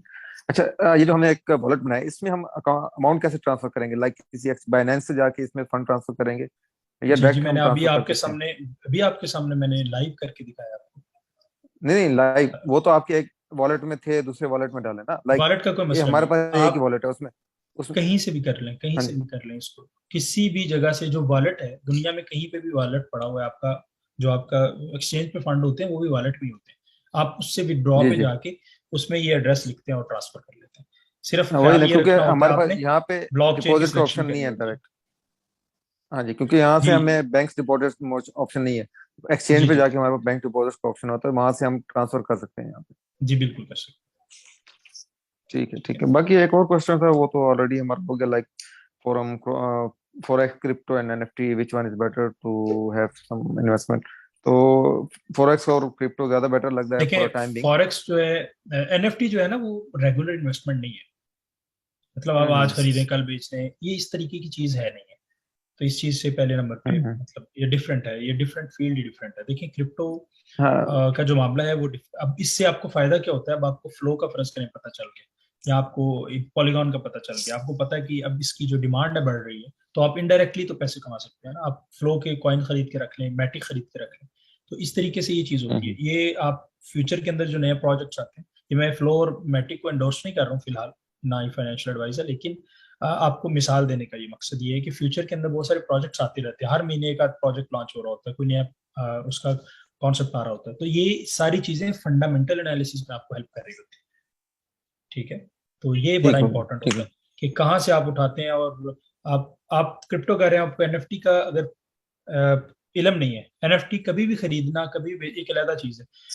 यानी पर्सनली मैं भी खुद खरीदता या बेचता नहीं हूँ, क्योंकि ये चीज उस तरीके से हो ही नहीं पा रही ना। तो आप कंसल्टेंसी किसी को दे सकते हैं, आप किसी क्रिएटर को जो है वो सर्विस दे सकते हैं। अभी हमारे पिछले बैच का एक आदमी है, वो कंपनी के साथ काम कर रहे हैं। उनको आज उनका मुझे मैसेज आया, मैं बल्कि शेयर भी करूंगा ग्रुप में, कि उन्हें आज उन्होंने मुझे मैसेज किया है कि उनको $3,000 की एक छोटा सा प्रोजेक्ट जो है वो उनको मिला है एनएफटी बनाने का। तो जिसमें बेसिकली सिर्फ बनाने और क्रिएट करने के हवाले से नहीं, बड़ी लंबी चौड़ी जो चीजें जो अभी मैंने आपको सिखाई है, वैल्यूएशन और फला फला, तो उसमें उनको वो बिल्कुल। काफी हेल्प हुई है। तो वो मैं इंशाल्लाह शेयर करूंगा। तो ऐसा भी होता है। तो सही सही। लेकिन पता होना चाहिए। क्रिप्टो जी इज जी जी बेटर जी। In my opinion, even more than forex. Risky ठीक है है लेकिन ठीक है। ज्यादा जो है। ठीक है सर, जी थैंक यू फॉर द। जी अस्सलाम जी भाई। सर, अस्सलाम वालेकुम। वालेकुम सलाम। सर मेरे दो तीन क्वेश्चन इसी तरह से है। एक तो ये कि जो बोर्ड एक क्लब है जैसे आपने बताया, और ये दूसरा क्लब है, म्यूटेंट ऐप हाँ, है, कोई भी बीबिट है। हम्म। बिल्कुल कोई भी म्यूटेंट ऐप म्यूटेंट बना सकता है, या सिर्फ वही ग्रुप्स जो उसको ओन करते हैं वो बना सकते हैं और अपलोड देखिए करके बेच सकते वो तो कॉपीराइट है ना उनका। अब ये देखिए आप इस नाम से हैं? कैसे बिल्कुल ठीक, बनाएंगे? ये तो कॉपीराइट हो बिल्कुल जाएगा ठीक। ना उनका। ठीक है, तो लेकिन आप अपने नहीं नाम नहीं, से वो जो बना लें। फिगर है जो ईद की, वो कोई भी बना सकता है, लेकिन सिर्फ अपने नाम से बना सकता है। देखिए बात ये है कि इसको मैं डाउनलोड कर लूँ, फर्ज करें, और इसको मैं ठीक है। ये इसको डाउनलोड करके दोबारा चढ़ा लूँ, तो ओरिजिनल तो नहीं होगा ना मैं। और मेरे पास आगे कोई खरीद, एग्जैक्टली। हाँ, अगर कोई किसी को मतलब स्कैम हो गया किसी के साथ तो अलहदा बात है, किसी को मैं फंसा लूँ तो अलहदा बात है, लेकिन होगा तो नहीं है ना। मतलब बिल्कुल ठीक। टेक्निकली तो बेच नहीं सकता। तो ये चीज समझ लें। मतलब ठीक हो गया, मतलब कि वो चीज सिर्फ उनकी प्रॉपर्टी है, मैं उसको एक कोई नई शेप बना भी लूं तो सिर्फ वही सेल कर सकते हैं, मैं नहीं कर सकता। हाँ, मतलब अगर मैं ये फर्ज करें, ये इसको मैं डाउनलोड, आपके सामने एग्जांपल, इसको मैं डाउनलोड करता हूँ और नई अपनी इसके साथ चढ़ा लूंगा, रोकेगा तो मुझे कोई भी नहीं। लेकिन होगा क्या? जी क्या बिल्कुल। मेरी इस रेट पे बिक जाएगी? 1.4 एथीरियम की, पांच बिल्कुल हजार बिल्कुल। डॉलर की तस्वीर मेरी मैं तो नहीं बेच सकता। वो यही बेच सकते हैं, क्योंकि इनकी एक वैल्यू है, इनके पीछे काम किया हुआ उन्होंने कुछ। बिल्कुल ठीक हो गया। दूसरा क्वेश्चन सर, ये मिसाल के तौर पे जब ये रिसेंट ऑस्कर पे एक इंसिडेंट हुआ था स्लैप वाला, तो किसी ने उसकी पिक्चर लेके अपलोड किया, उसका एनएफटी बना लिया, तो वो हम्म। कोई भी बना सकता है, या वो उन एक्टर्स की प्रॉपर्टी नहीं नहीं होनी नहीं, चाहिए थी? नहीं नहीं, वो मेरे ख्याल है कि जो है वो एक्ट्रेस की भी नहीं होगी, बल्कि वो जिस तरह आप पीएसएल का कोई मोमेंट है 6 अच्छा लगा तो वो पीएसएल की प्रॉपर्टी है ना, ठीक है, तो बिल्कुल ठीक वो है। वही बना सकते हैं। बात फिर वही आ जाती है, आप किसी को बेच तो सकते हैं, फ्रॉड हो जाएगा ना वो तो। किसी ने ले भी जी। लिया, अव्वल तो कोई खरीदेगा नहीं, चलो हो सकता है अगर आप सोच लें कि 1% चांस है वो हम्म, खरीद लेगा, तो खरीद लेगा, ओके, वो हो मतलब, लेकिन मेरा नहीं ख्याल कि कोई भी शख्स जब इतने पैसे पे करता है तो वो इस चीज को वेरीफाई किए बगैर बेच मतलब खरीदता है, ठीक है ना, बिल्कुल ठीक हो गया ये सर। फर्क होता एक फाइनल क्वेश्चन है फिर। मैं है। जी जी, थोड़ा ट्रैफिक में लेट हो गया था, मैंने 15 मिनट सेशन लेट ज्वाइन किया था। मेरे कोई से क्वेश्चन प्रॉब्लम में नहीं। भी आपने कवर किया हो कि ये जो आपने कहा कि ग्राफिक टीम्स होनी चाहिए, बैकग्राउंड में सब कुछ, तो ये जो जितने भी आर्टवर्क इस पे अपलोडेड है, इसका कुछ सॉफ्टवेयर वगैरह अवेलेबल होता है जिसपे कोई हम एक्सपेरिमेंटेशन कर सकते हैं, या ये जस्ट रैंडम देखिए, मतलब बनाने कि को तो टीम ये होनी तस्वीर चाहिए? जो है, ये तस्वीर आप फोटोशॉप और इलिस्ट्रेटर वगैरह में, कोरल ड्रा में और इस तरह के जो सॉफ्टवेयर है ग्राफिक्स उसमें बना सकते हैं। अब ये बिल्कुल तो सर। डिपेंड करता है ना कि ये कोरल में भी बन सकती है, ये फोटोशॉप में भी बन सकती है, ये आपकी उसमें भी बन सकती है इलिस्ट्रेटर में। अब ये तो वो बिल्कुल सर। हमें नहीं बताएंगे ना कि उन्होंने किसमें बनाई है, प्लस वो कौन आई से नए अंडरस्टैंड। सॉफ्टवेयर यूज कर रहे हैं। प्लस एक और चीज होती है जो जी। ज्यादातर, मतलब अगर मैं बोर्ड ऐप आर्ट की बात करूँ ना, तो उन्होंने सॉफ्टवेयर की बेस पे नहीं, वो प्रोग्रामिंग बेस पे बनी हुई तस्वीरें हैं, क्योंकि उन्होंने दस बिल्कुल हजार ठीक। जो है वो एक बनाया था अपना, 10,000 के करीब एक सेट बनाया था। तो उस सेट के अंदर छोटी छोटी वेरिएशंस रखी थी, यानी किसी का हेड बिल्कुल डिफरेंट सर। है, किसी का वो, तो उसको आप मैनुअली उस तरीके से नहीं कर सकते, वो प्रोग्रामिंग बेस पे है। और चूंकि हम्म, ये जो टीम्स हैं या ये जो प्रोजेक्ट्स हैं मल्टी बिलियन डॉलर के हैं, आप ये समझ लें कि पूरे पाकिस्तान की जो इंडस्ट्री है वो इस काबिल नहीं है कि उनको कम्पीट कर सके। तो ये उनको बहुत बीट बड़े कर सकते। क्रिएटर्स हैं और ये सारे मामला हैं। तो आप इसको मतलब प्रोग्रामिंग बेस पे भी कर सकते हैं। हमारा लास्ट सेशन के अंदर एक पार्टिसिपेंट थे, उनकी बेटी ने एक बनाई थी, बिल्कुल 13-14 साल की शायद, उसने बनाई थी। वो स्कूल में पढ़ रही थी, जावा स्क्रिप्ट और जावा वगैरह प्रोग्रामिंग वगैरह पढ़ रही थी, तो उसने उसकी बेस के ऊपर एक जो है वो पेंगुइन का छोटा सा बनाया था, सिंपल सा। तो सही। उन्होंने बल्कि बताया भी था, मतलब उन्होंने सेल पे भी लगाया था।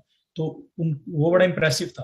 तो बनाया जा सकता है। वाह। तो डिपेंड करता है कि बिल्कुल आपने ठीक। क्या किस तरीके से जो है वो करना होता है। तो एक्चुअली मेरे इस पूरे कोर्स को या देखने का मकसद ये है कि मैं समझता हूँ कि मेंटोर या आपका कोई अगर टीचर है तो वो ये होता है कि वो आपको बता दे कि ओवरऑल हो क्या रहा है, उसके बाद हम्म, आप यानी कितने पॉसिबल जो है वो उसके जो है एस्पेक्ट्स हैं जिससे आप कमा सकते हैं। तो वो मेरे मकसद था इस सारी चीजें बताने का, तो इसकी मैं सर कॉम्प्लिकेशंस कोर्स क्या का, हैं ये सारी। असल में ये कुछ 3 क्वेश्चन थे मेरे इस एनएफटी से मुतालिक, बड़े अच्छे के पेंडिंग, तो आपका बहुत शुक्रिया। असल में मुझे पॉइंट समझ आ गया कोर्स का कि बेसिकली ये एक डिफरेंट फील्ड है, इसको एक्सप्लोर करने का पॉइंट ऑफ व्यू फर्क है। ये क्रिप्टो की जी तरह नहीं, लेकिन ये आई बिलीव कि इसको अगर ग्रो थ्रू किया जाए तो ये डिफरेंट तरीके से जी जी इन्वेस्टमेंट है, और जी जी, डिफरेंट बिल्कुल ये इन्वेस्टमेंट है। फ्यूचर है। और और मैं इसको रेकमेंड सिर्फ होपफुली। ये करता हूँ कि अब आपने जिन लोगों ने ये कोर्स देख लिया होगा, देखिए एनएफटी क्रिएट मिंट करना वो तो मैंने पहले दिन से कहा था, वो 15 मिनट का काम है, वो भी मैंने प्रैक्टिकली जीरो से लेके करके दिखा दिए, बाय भी करके दिखा दिए, सेल हाँ भी जी, करके बिल्कुल दिखा दिए, बिल्कुल ऐसा ठीक ही है। है। वो अमूमन एनएफटी का मकसद लोग वो लेते हैं, लेकिन एनएफटी का मकसद वो है नहीं। तो एनएफटी को एक हम्म, पूरे एक फील्ड के तौर पे बताने का मकसद ये कि कल को मेटावर्स आएगा तो एनएफटी आपको इन चीजों का पता हो, नेटवर्क कैसे काम करते हैं, वॉलेट कैसे काम करते हैं, इनकी पूरी साइकी क्या है, बेस समझना ज्यादा मुश्किल है कि वो आपको यूट्यूब वगैरह पे नहीं मिलती। बाकी जब आप जी देखेंगे बिल्कुल। फ्यूचर के अंदर कोई भी नई चीज आ गई, तो जब आप उस पर सर्च करेंगे ना यूट्यूब के ऊपर, तो आपको वो उसका टूल मिल जाएगा, उसका मेथड मिल जाएगा, को सिखा रहा होगा ऐसे करना है, लेकिन उसके पीछे कहानी क्या है वो आपको कहीं नहीं मिलेगी। तो ये चीज बिल्कुल जी। मकसद था सारी चीजें बताने का। तो मजीद जो है वो आप जो ब्लॉग की वो है, आप उसको फॉलो कर सकते हैं, फेसबुक पे पेज है, उस पर काफी सारी इस तरह की जो चीजें हैं वेब 3 के, मतलब फ्री कंटेंट अवेलेबल होता है, मैं खुद लिखता हूँ उस पर, तो आप उसको फॉलो जी। कर लें। और मजीद अपडेट्स और दीगर सारी जो चीजें वहाँ पे आपको फ्री ऑफ कॉस्ट मिलती रहती है, ठीक है, क्वेश्चन भी किए जा सर सकते हैं वहाँ पे, बहुत शुक्रिया। ठीक है। Thank you very much, thank you very much sir, बहुत शुक्रिया, थैंक यू। चलें जी, thank you very much, waiting for your feedback guys. आपके साथ 3 दिन का सफर अच्छा रहा। मजीद आपको कोई क्वेश्चन हो बिला झिझक आप ग्रुप में पूछें, लेट रिप्लाई अगर हो जाए तो कोई मसला नहीं, लेकिन रिप्लाई आपको जरूर मिलेगा इंशाल्लाह। और मजीद कोई क्वेश्चन है फेसबुक के ऊपर जाके तीनों वीडियोस मौजूद हैं, ये भी मौजूद होगी अभी, तो वहाँ पे आप उसके कमेंट में भी लिख सकते हैं। जितने भी क्वेश्चन है, क्वेश्चन को आंसर करने में मुझे कोई मसला नहीं है, थोड़ा सा टाइम लग जाए तो अलग बात है, वरना सबके सब क्वेश्चन जो है वो आंसर होंगे इंशाल्लाह, ठीक है। तो थैंक यू वेरी मच।